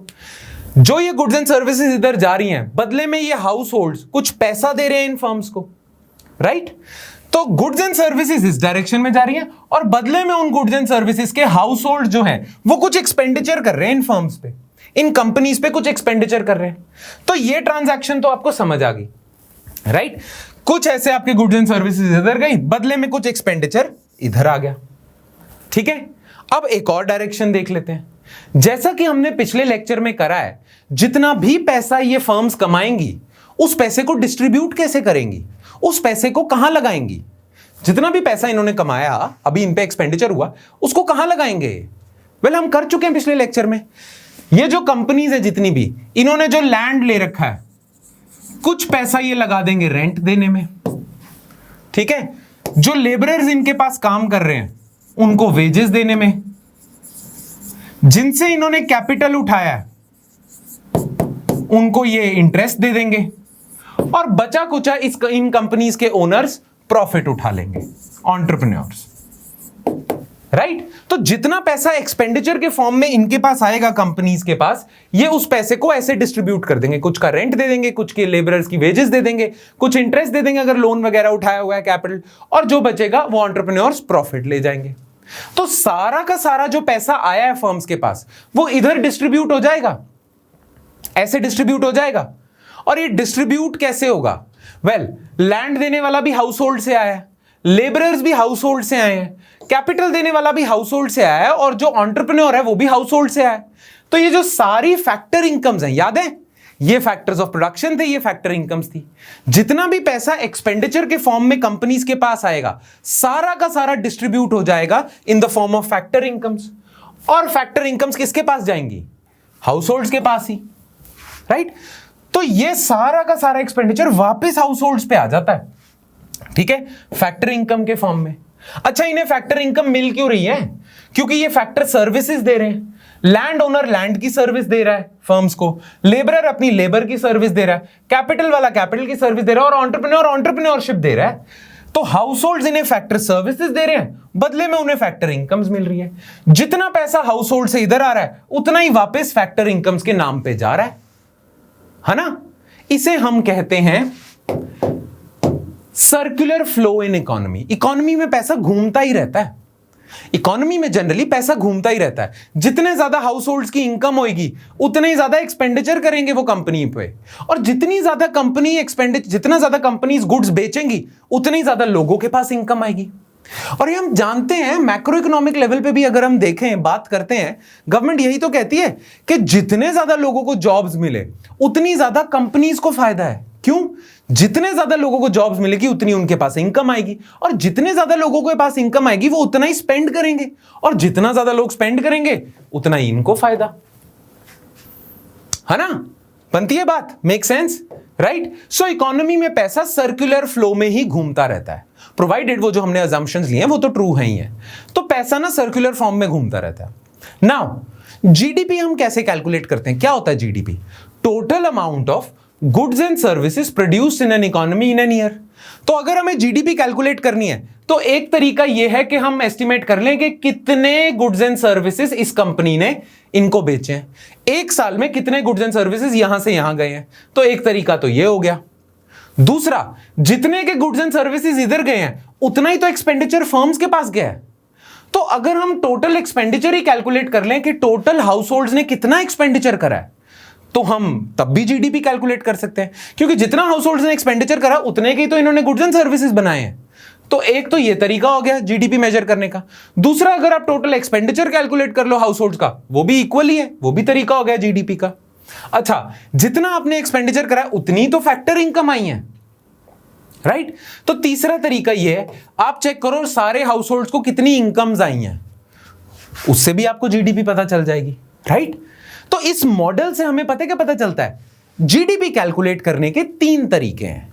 वो 3 तरीके क्या हैं? एक तो होता है प्रोडक्ट और वैल्यू एडेड मेथड, जो मैंने नंबर 1 बताया था, जब आप कंपनीज कितने के गुड्स एंड सर्विसेज बना रही हैं वो चेक करते हो। दूसरा है आपका एक्सपेंडिचर मेथड, जब आप देखते हो हाउस होल्ड्स कितना स्पेंडिंग कर रहे हैं एक साल में, वो भी जीडीपी के इक्वल है। तीसरा मेथड है हाउस होल्ड्स को कितनी फैक्टर इनकम्स आ रही हैं, तीनों चीजें इक्वल होंगी। ये भी जीडीपी बता रहा है, ये भी जीडीपी बता रहा है, क्योंकि इक्वल है, ये भी जीडीपी बता रहा है। अच्छा, एक फनी चीज मैं बताऊं, इकोनॉमिस्ट ने, रिसर्चर्स ने यह पाया कि जब आप ये अजम्पशंस भी हटा देते हो ना, ये अजम्पशंस भी हटा देते हो, तब भी जीडीपी कैलकुलेट करने के यही 3 मेथड्स हैं। अजम्पशंस हटाने के बाद भी यही 3 मेथड्स हैं, और इसीलिए we have 3 methods to calculate GDP: product और value added method, expenditure method, income method. ठीक है, ये 3 तरीकों से कंट्रीज के पास ऑप्शन है। हर कंट्री का ministry of statistics and programme implementation होगा, हर कंट्री के पास ये ऑप्शन है कि वो किसी भी 3 तरीकों से जीडीपी कैलकुलेट कर ले। राइट, ठीक है, तो एक एक करके सारे मेथड्स को देख लेते हैं।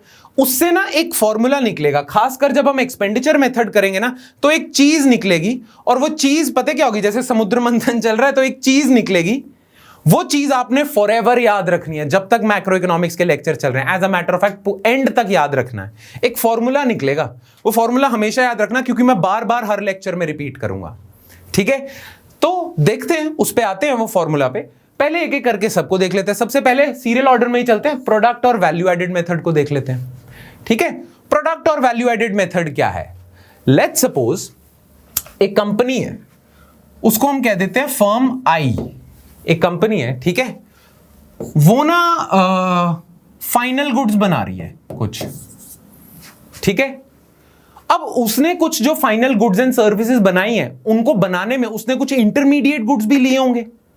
राइट, तो आप ना माइनस कर देते हो इंटरमीडिएट गुड्स की वैल्यू। जैसे कि आप देखते हो कि इस कंपनी ने 100 रुपए के गुड्स बनाए हैं जो ये मार्केट में बेच रहा है, और इन 100 रुपए के गुड्स बनाने के लिए इसने 40 रुपीज के इंटरमीडिएट गुड्स यूज करे हैं। तो अगर मैं पूछूं कि इस कंपनी ने वैल्यू कितनी ऐड करी है, value added by this firm कितना होगा? 60 रुपीज। राइट, अगर मैं पूछूं value added by firm I कितना है? Final goods minus intermediate goods कितना है? 60। राइट, जैसे कि एक ब्रेड मैन्युफैक्चरर का हमने एग्जांपल लिया था। ब्रेड मैन्युफैक्चरर क्या करा था, उसने 100 रुपए की ब्रेड बनाई, उसको बनाने के लिए उसका 40 रुपीज का आटा लग गया। तो उसने वैल्यू कितनी ऐड करी? उसने खुद से कितनी वैल्यू ऐड करी? उसने 60 रुपीज की वैल्यू ऐड करी। ठीक है, तो आपको आइडिया लग गया कि एक फर्म आई ने इतने की वैल्यू ऐड करी है। ठीक है, क्लियर, मेक सेंस? अब आप देखते हो कि पूरे हिंदुस्तान में जितनी कंपनीज हैं, जितनी भी फर्म्स हैं हिंदुस्तान में, सारों की वैल्यू एडेड आप ऐड कर दो। ये तो फर्म आई की वैल्यू एडेड थी, ऐसे ही बहुत सारी और फर्म्स हैं, सबकी वैल्यू एडेड को अगर आप समेशन कर दोगे, उनका ऐड कर दोगे, तो आपको क्या मिलेगा? आपको मिलेगा ग्रॉस वैल्यू एडेड।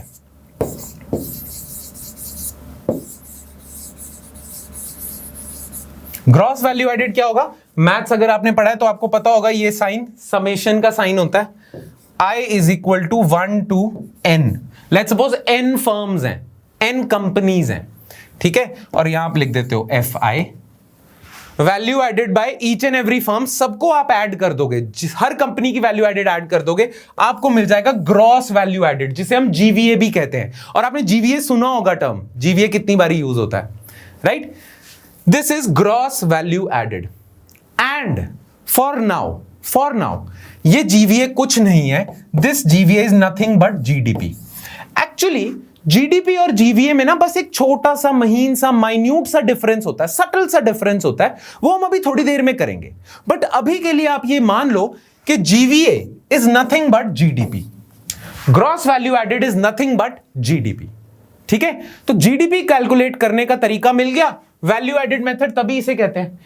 आपने हर एक कंपनी की वैल्यू एडेड को ऐड कर दिया, हर एक कंपनी की वैल्यू एडेड को ऐड कर दिया, आपने ऐड करा, आपको मिला gross value added which is nothing but GDP। And इस मेथड के थ्रू अगर आप GDP कैलकुलेट करो तो उसे हम कहेंगे प्रोडक्ट और वैल्यू एडेड मेथड। और वहीं यहां पे दिया हुआ है, value added by firm I, value of goods produced minus value of intermediate goods used. अच्छा, इसे एक और तरीके से हम देख सकते हैं, मान लो मैंने ना 100 रुपए के गुड्स बनाए, इधर हम देखें, चलो इधर देख लेते हैं। मान लो मैंने 100 रुपए के गुड्स बनाए, ठीक है, पर हुआ क्या कि इसमें ना सिर्फ 80 रुपीज के गुड्स बिके, 20 रुपीज के गुड्स मेरे को स्टोर करने पड़ गए। ऐसा होता है, आप मान लो एक फैक्ट्री इतने सारे गुड्स बना देता है पर एक साल में सारे नहीं बिकते, थोड़े से बिकते हैं। वैसे ही इसने 100 रुपए के गुड्स बनाए पर एक्चुअली इसके बिके कितने, 80 रुपीज के। तो इसकी सेल कितने की हुई है, 80 रुपीज की, पर इसने बनाए कितने के थे, 100 रुपीज के। ठीक है, अगर इसी फॉर्मूले में मैं ये बात डालूं, वैल्यू ऑफ गुड्स प्रोड्यूस कितना होगा फिर? अगर मैं आपसे पूछूं कि इसने 100 रुपए के गुड्स बनाए जिसमें से 80 बिके, 20 इसने अपने स्टोरेज में डाल दिए, इन्वेंट्री में डाल दिए। ठीक है, अगर मैं आपसे पूछूं इस कंपनी ने कितने के वैल्यू ऐड करी है, राइट, तो आप देखोगे कि देखो इसकी सेल तो हुई है 80 रुपीज की, सेल इसकी 80 रुपीज की हुई है, और 20 रुपए के इसने गुड्स एक्स्ट्रा बना दिए थे जो स्टोरेज में चले गए, पर इसने बनाए तो थे ना, वैल्यू तो ऐड करी थी, तो इसने टोटल 100 रुपए की वैल्यू ऐड करी है। 100 रुपए के इसने फाइनल गुड्स बनाए जिसमें से वैल्यू ऑफ सेल्स कितना है, 80, और चेंज इन इन्वेंट्री कितना है, चेंज इन इन्वेंट्री मतलब उसके पास पहले से स्टोरेज में इतने गुड्स पड़े थे, अब इस साल 20 रुपए के और नहीं बिके तो इसने और स्टोरेज में डाल दिए, तो चेंज इन इन्वेंट्री 20 रुपए का हो जाएगा। तो मैं यहां लिखता हूं ये है value of sales plus change in inventory, this is nothing but equal to value of goods produced minus value of intermediate goods. तो इसी फॉर्मूले को हम ऐसे भी लिख सकते हैं कि वैल्यू एडेड बाय फर्म क्या होता है, वैल्यू ऑफ सेल्स जो 80 रुपए की है, चेंज इन इन्वेंट्री जो 20 रुपए का उसकी इन्वेंट्री बढ़ी है, minus value of intermediate goods used, ये भी वैल्यू एडेड बाय फर्म आए। ठीक है, so value added by all the firms in the economy is equal to gross value added. Clear, यहां तक तो समझ आ गया होगा। अब बस मैं आपको एक और चीज बता देता हूं, आपको पता है चेंज इन इन्वेंट्री जो होता है ना, जो इसमें 20 रुपए की इन्वेंट्री चेंज हुई है, इन्वेंट्री बढ़ी है 20 रुपए से, जो चेंज इन इन्वेंट्री होता है ना उसे भी हम इन्वेस्टमेंट कंसिडर करते हैं। तो अगर आपकी इन्वेंट्री में पॉजिटिव चेंज हुआ है, मतलब 20 रुपए से आपकी इन्वेंट्री बढ़ी है, तो उसे हम कहेंगे इन्वेस्टमेंट हुई है। Positive change in inventory is treated as capital और इन्वेस्टमेंट। आप ये मान के चलो कि चेंज इन इन्वेंट्री, अगर आपकी इन्वेंट्री बढ़ी है तो जितने से बढ़ी है उसे हम इन्वेस्टमेंट ही मानते हैं। अभी तक मैंने आपको बताया था कि इन्वेस्टमेंट कुछ नहीं होती, बस इन्वेस्टमेंट होती है total amount of capital goods produced, है ना। पर एक्चुअली चेंज इन इन्वेंट्री, जो इन्वेंट्री आपकी जितने से बढ़ी है ना, उसको भी हम कैपिटल ही कंसिडर करते हैं, उसको भी हम कैपिटल मान के ही चलते हैं। ठीक है, वैसे तो कैपिटल गुड्स को कैपिटल मानते हैं, पर चेंज इन इन्वेंट्री को भी कैपिटल मानते हैं। तो अगर आपका पॉजिटिव चेंज इन इन्वेंट्री हुआ है तो आपका इन्वेस्टमेंट हुई है। तो इस कंपनी की तरफ से मैं कहूंगा कि 20 रुपए की इन्वेस्टमेंट हुई है, क्योंकि 20 रुपए की इसकी इन्वेंट्री चलेगी और ऐड होगी। ठीक है, कई बार ऐसा भी हो जाता है कि नेगेटिव चेंज इन इन्वेंट्री होता है, आपने सिर्फ 80 रुपीज के गुड्स बनाए इस साल, पर आपकी सेल होगी 100 रुपीज की, तो वो एक्स्ट्रा 20 रुपए की सेल आपने कहां से करी, पुराना जो स्टोरेज में सामान पड़ा हो तो उसे निकाल के बेच दिया। तो पहले आपके स्टोरेज में इतना सामान था, अब आपने निकाल के इतना कर दिया, तो आपकी नेगेटिव चेंज इन इन्वेंट्री हो जाएगी, राइट। तो negative change in inventory investment नहीं होती, पॉजिटिव चेंज इन इन्वेंट्री आपकी इन्वेस्टमेंट है। खैर, नेगेटिव चेंज भी हो सकता है, मैंने ये बताया, बस change in inventory is also treated as capital, ये याद रखना, उसे हम इन्वेस्टमेंट कहते हैं। अच्छा, जो इन्वेस्टमेंट है आप जान चुके हो अब, इज अ फ्लो वेरिएबल। ठीक है, कैपिटल स्टॉक या inventory is a stock variable. Inventory क्या है, स्टॉक वेरिएबल है, कितने गुड्स आपके पास ऑलरेडी स्टोरेज में पड़े हैं पॉइंट ऑफ टाइम पे, stock variable. Change in inventory जैसा कि हमने करा है, change in stock becomes a flow variable, right. तो चेंज इन इन्वेंट्री, स्टॉक था इन्वेंट्री, चेंज इन चेक करा तो वो फ्लो बन जाता है, तभी इन्वेस्टमेंट फ्लो है, बनती है बात, राइट। बस ये याद रखना कि change in inventory is also considered as flow variable. ठीक है, चलो अब मैंने आपको बताया था ग्रॉस इन्वेस्टमेंट क्या होती है। ग्रॉस इन्वेस्टमेंट का एक और नाम है, ग्रॉस इन्वेस्टमेंट का एक और नाम है जिसे हम कहते हैं ग्रॉस कैपिटल फॉर्मेशन। तो कभी भी न्यूज़पेपर अगर आप पढ़ रहे हो और उसमें आपको यह टर्म मिल जाता है कि इंडिया में ग्रॉस कैपिटल फॉर्मेशन जीएफसी इतने की हुई है, तो आपने घबराना नहीं है, उसका मतलब क्या है, इंडिया में ग्रॉस इन्वेस्टमेंट इतने की हुई है, दैट्स इट। ठीक है, ये तो पक्का हो गया। अब ग्रॉस कैपिटल फॉर्मेशन के भी दो पार्ट्स होते हैं, दो तरह की ग्रॉस कैपिटल फॉर्मेशन होती है। एक होती है ग्रॉस फिक्स्ड कैपिटल फॉर्मेशन, ये एफ जो है इसका मतलब है fixed. Gross fixed capital formation पता है क्या है? जो पुरानी डेफिनेशन मैंने अभी थोड़ी देर पहले आपको इन्वेस्टमेंट की बताई थी ना, क्या कि इंडिया में जितने भी कैपिटल गुड्स बन रहे हैं, उन्हें हम इन्वेस्टमेंट कहते हैं। पर अभी मैंने एक और चीज ऐड कर दी कि इन्वेस्टमेंट, ग्रॉस इन्वेस्टमेंट क्या होता है? जितने कैपिटल गुड्स बन रहे हैं वो प्लस जितना इन्वेंट्री में चेंज आया है वो, दोनों मिला के आपको ग्रॉस इन्वेस्टमेंट मिलती है, दोनों मिला के आपको ग्रॉस कैपिटल फॉर्मेशन मिलती है। तो जितने भी कैपिटल गुड्स बने हैं ना एक साल में, उसे हम कहते हैं ग्रॉस फिक्स्ड कैपिटल फॉर्मेशन। और जितनी चेंज इन इन्वेंट्री हुई है वो तो यहीं लिखा हुआ है, दोनों को मिला देते हो, fix capital formation plus change in inventory, आपको मिलता है ग्रॉस इन्वेस्टमेंट या ग्रॉस फिक्स्ड कैपिटल फॉर्मेशन। ये लिखा हुआ है GFCF, gross fixed capital formation. इसमें कोई डाउट हुआ तो पूछ लेना, वैसे होना नहीं चाहिए, बस इस चीज को याद रखो कि ग्रॉस कैपिटल फॉर्मेशन में एक तो होता है टोटल कितने कैपिटल गुड्स बने हैं, ये होगा वो, और कितनी चेंज इन इन्वेंट्री हुई है, क्योंकि इसे भी हम कैपिटल कंसिडर करते हैं, ये होगा। ठीक है, इसे वेरिएबल कैपिटल भी कह देते हैं कई बार, क्योंकि चेंज होता रहता है ना। ठीक है जी, तो ये था आपका प्रोडक्ट और वैल्यू एडेड मेथड, इससे ज्यादा कुछ नहीं है। ठीक है, पर अब हम एक इंपॉर्टेंट मेथड पे आ जाते हैं जो बहुत इंपॉर्टेंट है, वो है एक्सपेंडिचर मेथड। उसे देख लेते हैं। अब एक्सपेंडिचर मेथड क्या है? अगेन वही सेम एग्जांपल से करते हैं। लेट्स सपोज ये फर्म आई है, ठीक है, ये एक फर्म आई है। नाउ ये फर्म कुछ गुड्स एंड सर्विसेज बनाती है, इसीलिए इस फर्म पे हाउस होल्ड कुछ एक्सपेंडिचर कर रहे हैं। ठीक है, ये फर्म जो हम अज्यूम करके चलते हैं, जो कंपनी है ना, ये कंज्यूमर गुड्स भी बना रही है, कैपिटल गुड्स भी बना रही है। ठीक है, तो जितने हाउस होल्ड इस पे एक्सपेंडिचर करेंगे कंज्यूमर गुड्स खरीदने के लिए, उसे हम कह देते हैं कंजम्पशन एक्सपेंडिचर, CI कह देते हैं। CI मतलब देखना इधर, कंजम्पशन एक्सपेंडिचर। जितना हाउस होल्ड ने इस कंपनी पे एक्सपेंडिचर करा है फॉर बाइंग कैपिटल गुड्स, उसको हम कह देते हैं इन्वेस्टमेंट एक्सपेंडिचर। ये देखना, इन्वेस्टमेंट एक्सपेंडिचर। ठीक है, अभी हम एक्सपेंडिचर मेथड करें ना, तो देखेंगे हाउस होल्ड कितना एक्सपेंडिचर कर रहे हैं। ठीक है, तो इस फर्म पे हाउस होल्ड कुछ कंजम्पशन एक्सपेंडिचर कर रहे हैं, कुछ हाउस होल्ड एक्सपेंडिचर कर रहे हैं। अब हम थोड़ी सी अजम्पशंस हटा लेते हैं मॉडल की। गवर्नमेंट भी तो है प्ले में, गवर्नमेंट भी तो एग्जिस्ट करती है, राइट?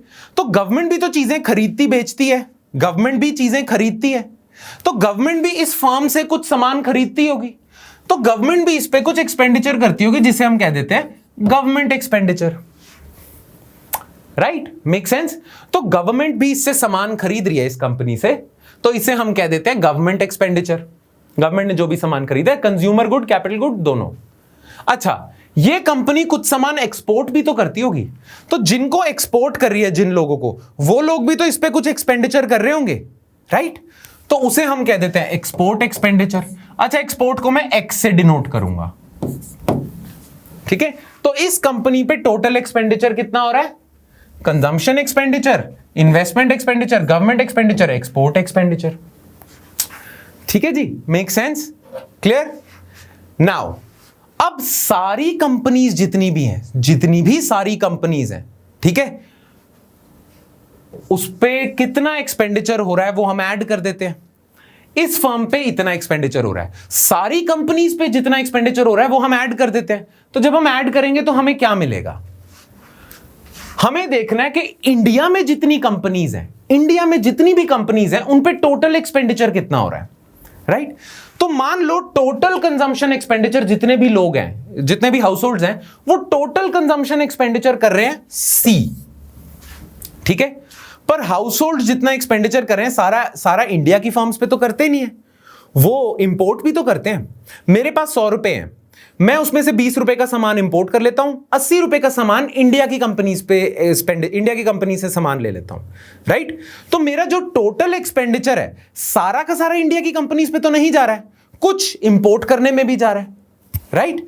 तो इसीलिए जो टोटल एक्सपेंडिचर है मेरा, जो सारी अगर मेरे को यह मेजर करना है कि इंडिया में हाउस होल्ड टोटल एक्सपेंडिचर कितना कर रहे हैं, C, पर इसमें से कुछ एक्सपेंडिचर इंपोर्ट्स की तरफ भी तो जा रहा होगा, बिल्कुल जा रहा होगा, पर हमें क्या मेजर करना है? इंडिया की फर्म्स पे टोटल कितना एक्सपेंडिचर हो रहा है। तो हम टोटल कंजम्पशन एक्सपेंडिचर में से इंपोर्ट एक्सपेंडिचर माइनस कर देते हैं। ठीक है, C minus CM, that is import expenditure, वो कितना होगा? वो होगा total consumption expenditure on India की firms.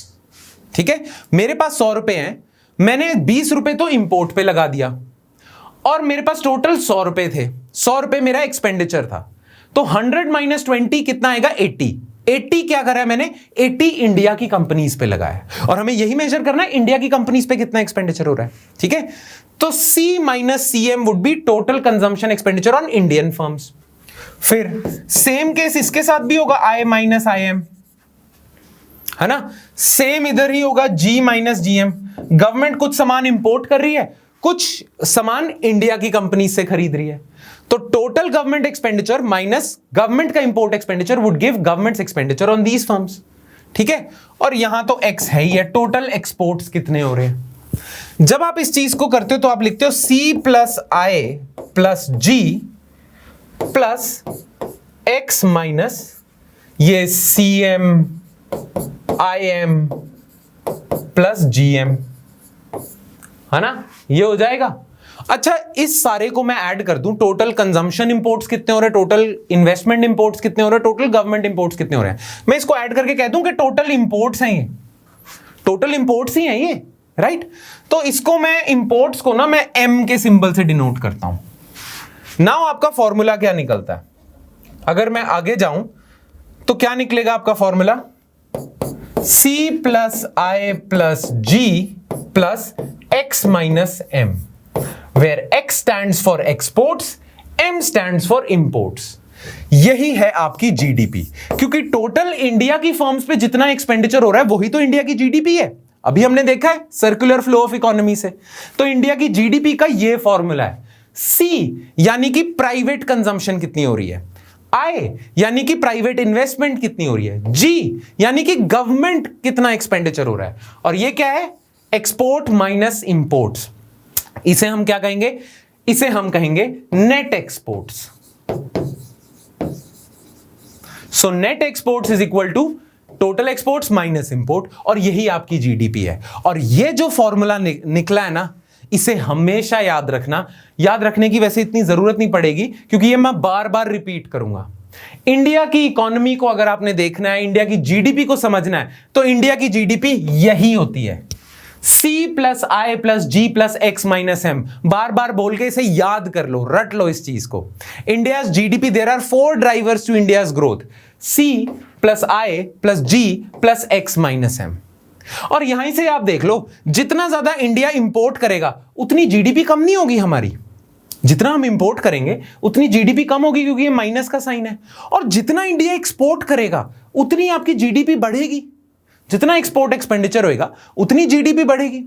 That is Y they say कि imports act as leakage to your economy, लीक हो रही है आपकी इकोनॉमी से, and exports act as injection to your economy.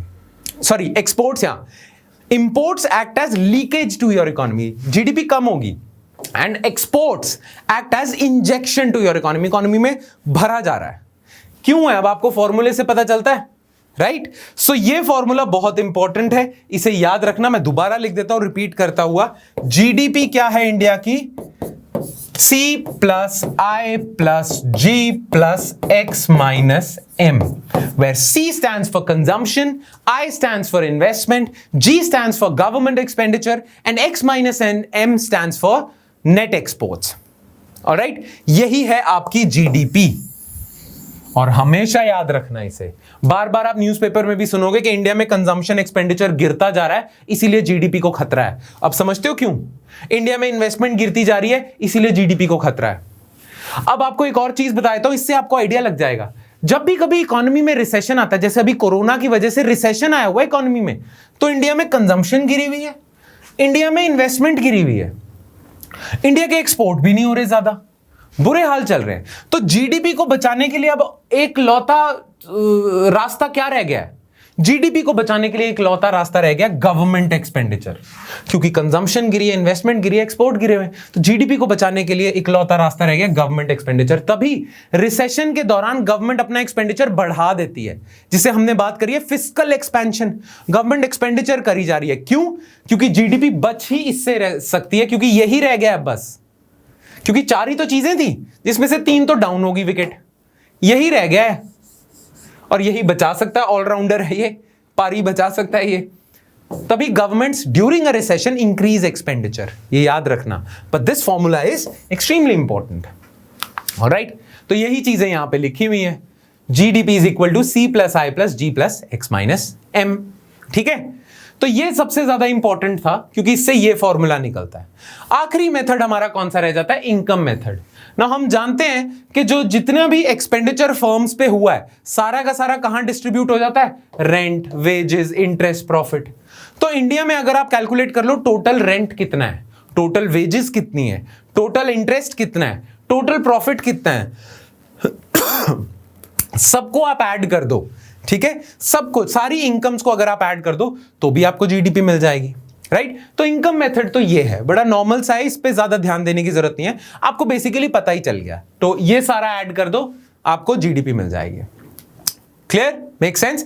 तो ये थी 3 मेथडोलॉजीज, जिसमें से दोबारा मैं रिपीट कर रहा हूं, ये मेथडोलॉजी सबसे इंपॉर्टेंट है बिकॉज ये आपको ये बताती है, ये बहुत ज्यादा जरूरी है समझना कि इंडिया की जीडीपी बनी ही ये 4 चीजों की वजह से हुई है।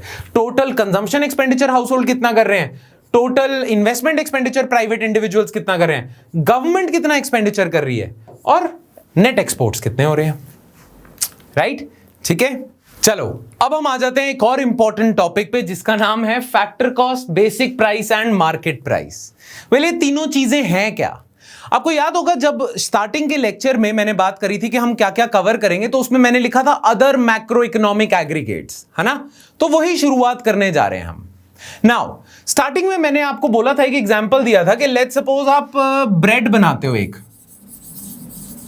राइट? आप एक ब्रेड बनाते हो और आप पूरे 1 साल में इंडिया बस एक ब्रेड ही बना रहा है, तो इंडिया की जीडीपी कितनी होगी? जितने की ये ब्रेड होगी, राइट? अब इंडिया में जितने गुड्स एंड सर्विसेज बन रहे हैं उनकी वैल्यू कितनी है, तभी तो आप जीडीपी कैलकुलेट कर पाओगे। मान लो आपको पता चल जाता है इंडिया में इतने सारे पेन प्रोड्यूस हो रहे हैं, 100 पेन बन रहे हैं, 100 रिमोट बन रहे हैं, 100 कैमरा बन रहे हैं, 100 मोबाइल फोन बन रहे हैं, तो इंडिया की जीडीपी क्या है? वेल, इन सबको कैलकुलेट करने के लिए, इंडिया की जीडीपी कैलकुलेट करने के लिए आपको पता होना चाहिए ना इन सारे गुड्स का प्राइस क्या है। प्राइस से तो आप मॉनेटरी वैल्यू जज करते हो। जो मैंने आपको एग्जांपल दिया था कि इंडिया में सिर्फ एक ही ब्रेड प्रोड्यूस हो रही है, तो वो ब्रेड का मैंने एग्जांपल दिया था कि 100 रुपए की ब्रेड बन रही है, तो आपने बता दिया कि इंडिया की जीडीपी 100 रुपए की ही होगी, है ना? तो गुड्स एंड सर्विसेज का प्राइस पता होगा तभी आप जीडीपी कैलकुलेट कर पाओगे। और कैसे मेजर करोगे? कैसे 100 पेन और 100 कैमरा को ऐड करोगे? 100 पेन प्लस 100 कैमरा क्या होता है? 200, क्या, है ना? वैल्यू ही जज करोगे ना, उनकी वैल्यू ही कैलकुलेट करोगे। और किसी भी गुड की वैल्यू हमें उसके प्राइस से पता चलती है, राइट? सो जीडीपी कैलकुलेट करने के लिए आपको एक एक गुड का प्राइस पता होना चाहिए। पर प्राइस भी ना 3 तरीके के होते हैं। प्राइस 3 तरीके के होते हैं। एक होती है फैक्टर कॉस्ट, एक होते हैं बेसिक प्राइस, एक होते हैं मार्केट प्राइस। अब इन तीनों में डिफरेंस देख लेते हैं, राइट? वेल, आपको पता है आप कोई भी गुड खरीदते हो ना, कोई भी आप गुड खरीदते हो, जितने का भी आप खरीदते हो, मान लो ये पेन खरीद रहे हो मार्केट में, तो ये 100 रुपए का आपको पेन मिल रहा है, राइट? वो जो प्राइस होता है ना, वो होता है मार्केट प्राइस, राइट? तो मार्केट प्राइस होता है जितने का आप कंज्यूमर्स सामान खरीदते हो। पर ऐसा तो हो सकता है कि गवर्नमेंट ने जो ये पेन है उस पर जीएसटी लगा रखा हो। ऐसा हो सकता है कि ये पेन का प्राइस था 9 रुपीज, पर गवर्नमेंट ने इस पे 1 रुपए का जीएसटी लगाया और आपको ये पेन मिल रहा है 10 रुपीज का, है ना? ऐसा हो सकता है। तो इस चीज का प्राइस तो था 9 रुपीज, पर गवर्नमेंट ने जीएसटी लगा दिया, फाइनल आपको प्राइस मिल रहा है 10 रुपीज का। तो ये 10 रुपीज पता क्या होगा? ये होगा मार्केट प्राइस, राइट? और ये 9 रुपीज पता क्या होगा? इसे हम कहते हैं फैक्टर कॉस्ट।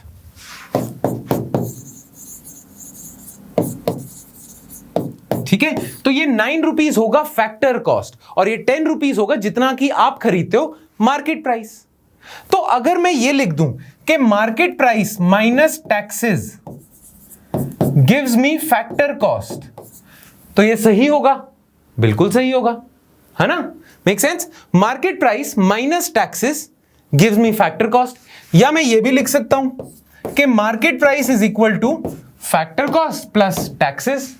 और यहां मैं इनडायरेक्ट टैक्सेस की बात कर रहा हूं, डायरेक्ट टैक्सेस तो आपकी इनकम पे लगते हैं, इनडायरेक्ट टैक्सेस की।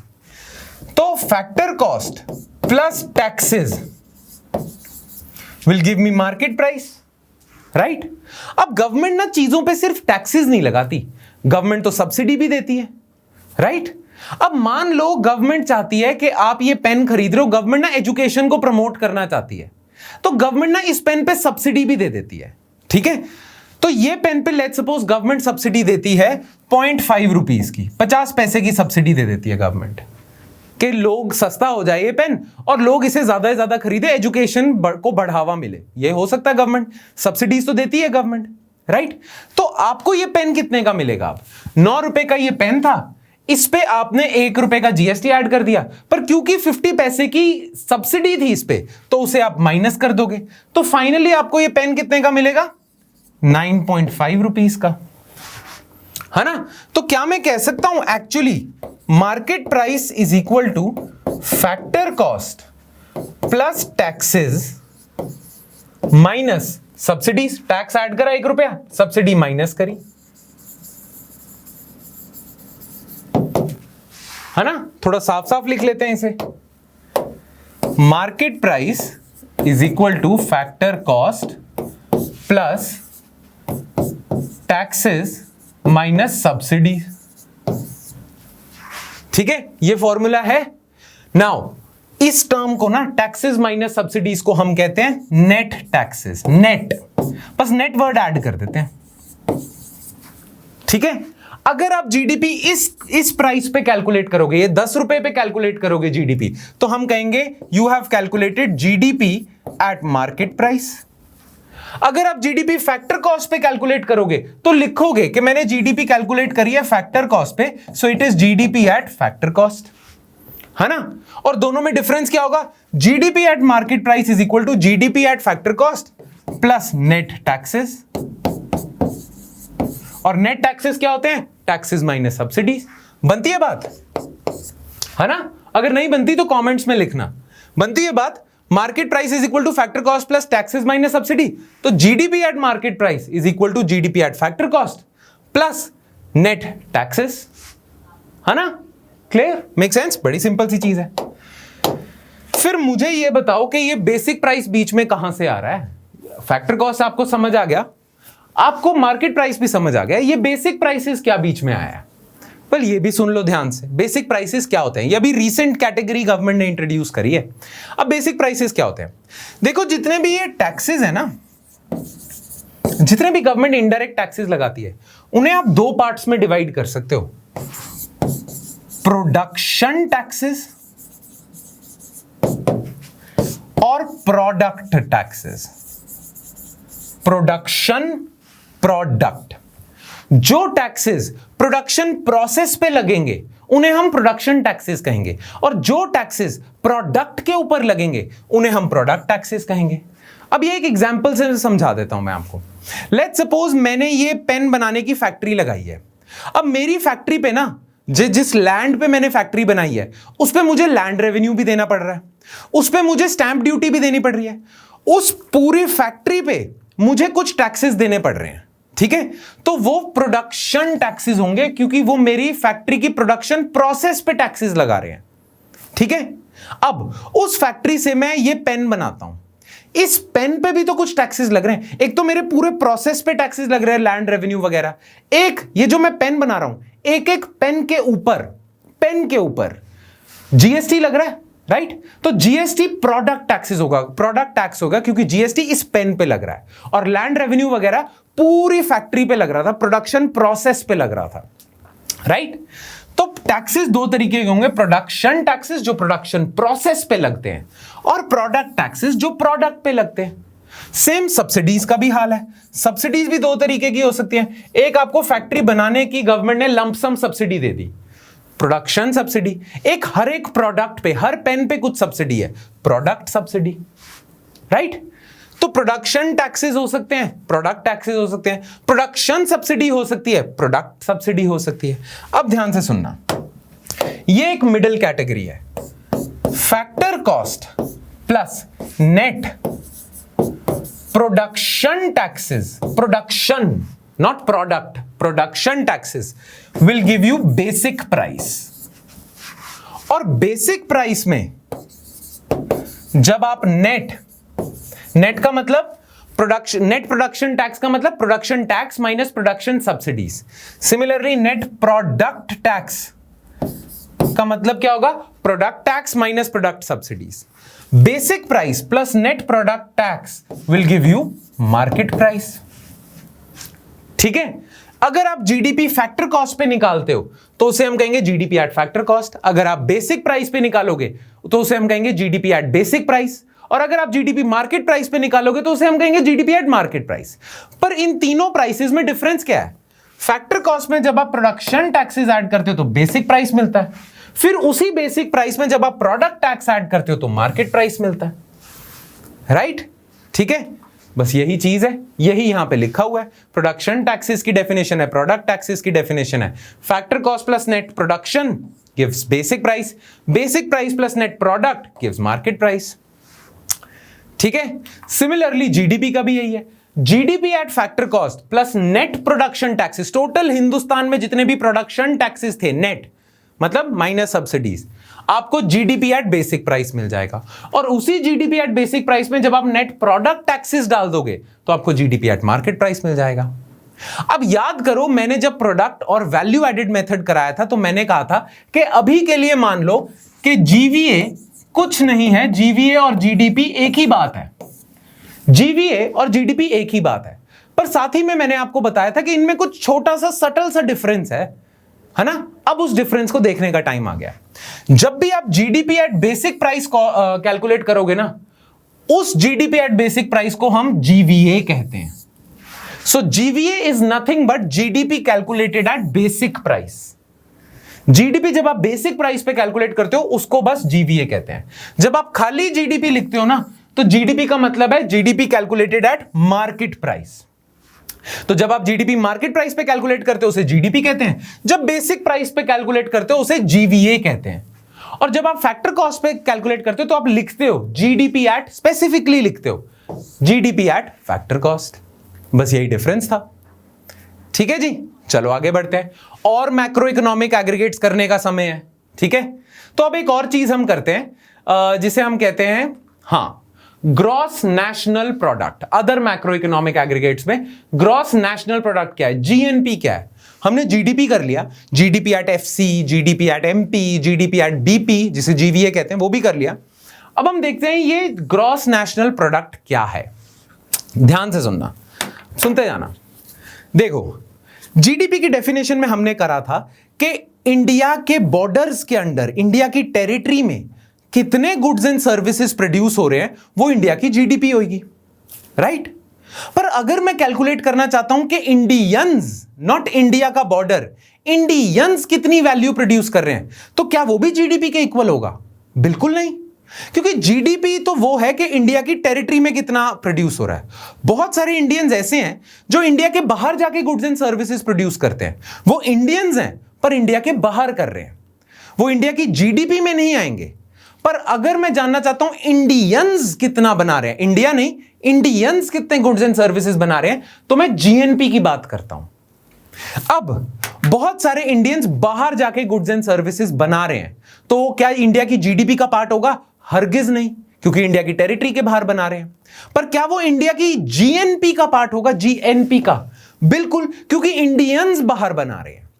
सिमिलरली बहुत सारे फॉरेनर्स इंडिया में गुड्स एंड सर्विसेज बना रहे हैं, तो क्या वो इंडिया की जीडीपी का पार्ट होगा? बिल्कुल होगा।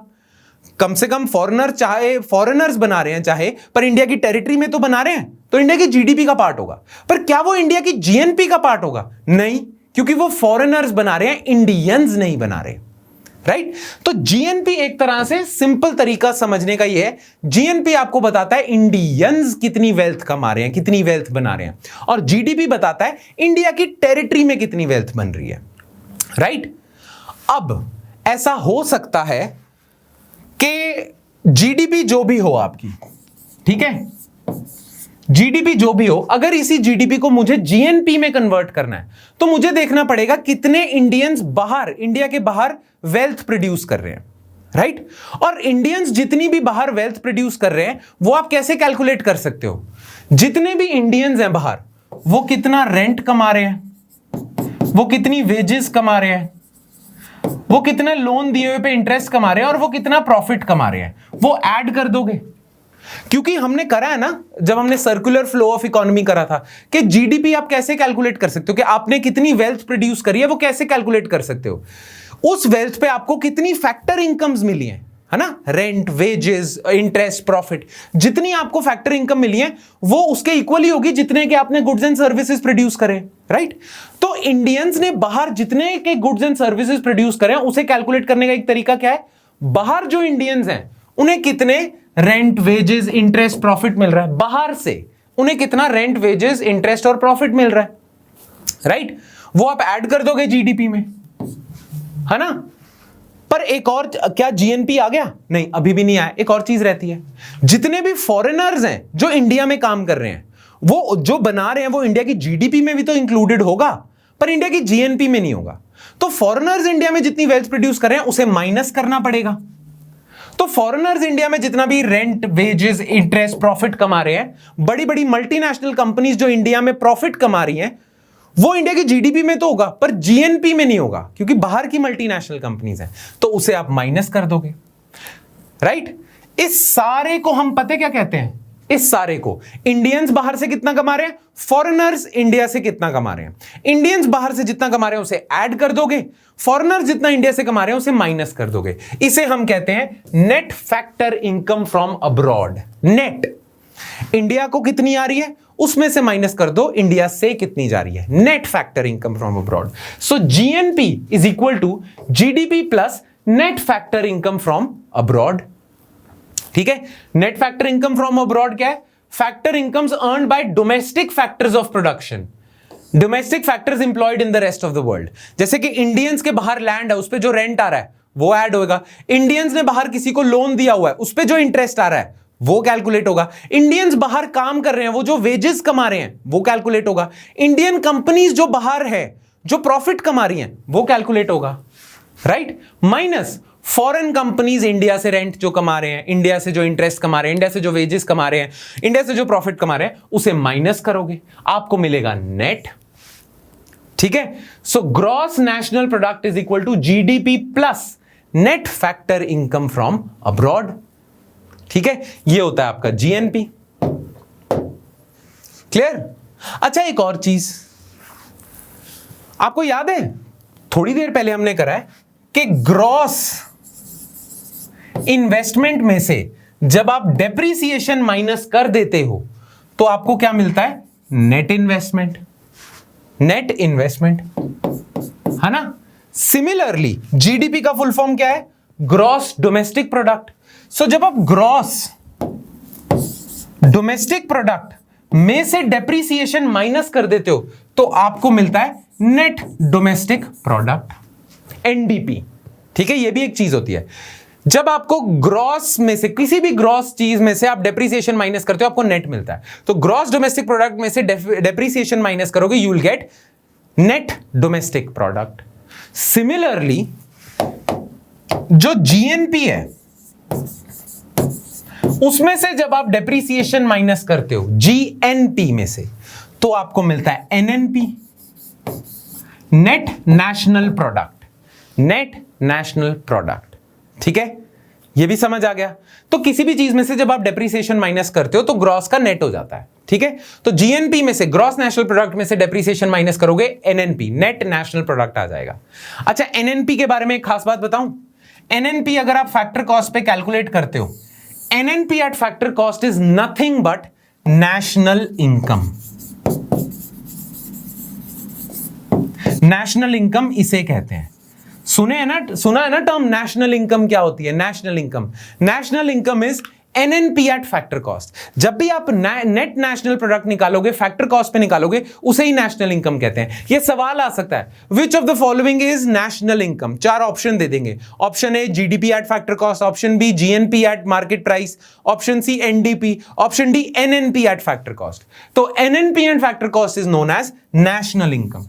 जब भी इंडिया में इकोनॉमिस्ट नेशनल इनकम की बात करते हैं कि नेशनल इनकम बढ़ गई, कम होगी, तो वो इसकी बात कर रहे हैं। ठीक है, ये याद रखना, national income is NNP at factor cost. ठीक है, और यही लिखा हुआ है net national product is equal to GNP minus depreciation, net domestic product is equal to GDP minus depreciation. ठीक है जी, क्लियर? चलो आगे बढ़ते हैं। हाँ, ये एक चीज मैं आपको बता दूं, एक और चीज है, ये करंट अफेयर्स में आई थी, पर मैंने सोचा हम अपने लेक्चर के साथ इंटीग्रेट कर देते हैं ताकि इस चैप्टर से रिलेटेड आपके करंट अफेयर्स हो जाए ना। आपको पता है पूरे वर्ल्ड में ना वर्ल्ड बैंक ना कंट्रीज को कैटेगरीज में बांटता है कि कुछ कंट्रीज को वर्ल्ड बैंक कहता है वो लो इनकम कंट्रीज हैं, कुछ को कहता है लोअर मिडिल इनकम कंट्रीज हैं, कुछ को कहता है अपर मिडिल इनकम कंट्रीज हैं, और कुछ को कहता है वो हाई इनकम कंट्रीज हैं। ठीक है, तो वर्ल्ड बैंक इन कैटेगरीज में कैसे बांटता है? वर्ल्ड बैंक क्या करता है, वर्ल्ड बैंक ना हर कंट्री की नेशनल इनकम निकाल लेता है, पर ये आपको याद रखना है कि वर्ल्ड बैंक जो है ना वो एनएनपी पे नेशनल इनकम नहीं निकालता, वो जीएनपी पे निकाल लेता है। बस ये याद रखना, वैसे नेशनल इनकम एनएनपी पे ही होती है, पर वर्ल्ड बैंक ना सिंप्लिसिटी के लिए ग्रॉस नेशनल प्रोडक्ट पे निकालता है नेशनल इनकम। खैर, वर्ल्ड बैंक क्या करता है, हर एक कंट्री की नेशनल इनकम निकाल लेता है जीएनपी पे। ठीक है, फिर उस कंट्री की जो नेशनल इनकम है उसे पॉपुलेशन से डिवाइड कर देता है। ठीक है, कि पर पर्सन कितनी इनकम है ऑन एवरेज, है ना। अगर मुझे निकालना है कि मेरे कंट्री में पर पर्सन कितनी इनकम है ऑन एवरेज, तो इंडिया की नेशनल इनकम को मैं इंडिया की पॉपुलेशन से डिवाइड कर दूंगा, और पॉपुलेशन में तो हम महारथी हैं। हमारे कंट्री की नेशनल इनकम तो बहुत ज्यादा है, कई कंट्री से ज्यादा है, पर जब आप उसे पॉपुलेशन से डिवाइड करते हो तो बहुत कम हो जाती है, राइट। तो जब भी आप नेशनल इनकम को पॉपुलेशन से डिवाइड कर देते हो तो आपको पता क्या मिलता है, ये टर्म भी आपने सुना होगा, पर कैपिटा नेशनल इनकम। जब भी आप किसी कंट्री की नेशनल इनकम को पॉपुलेशन से डिवाइड कर दोगे तो उसे हम कहेंगे per capita national income. Per capita GDP का मतलब क्या होगा, GDP divided by population. Per capita national income का मतलब क्या होगा, per capita national income. Now हर कंट्री की जो पर कैपिटा नेशनल इनकम आ रही है ना, उसके बेसिस पे वर्ल्ड बैंक ने कंट्रीज को 4 पार्ट्स में डिवाइड करा हुआ है।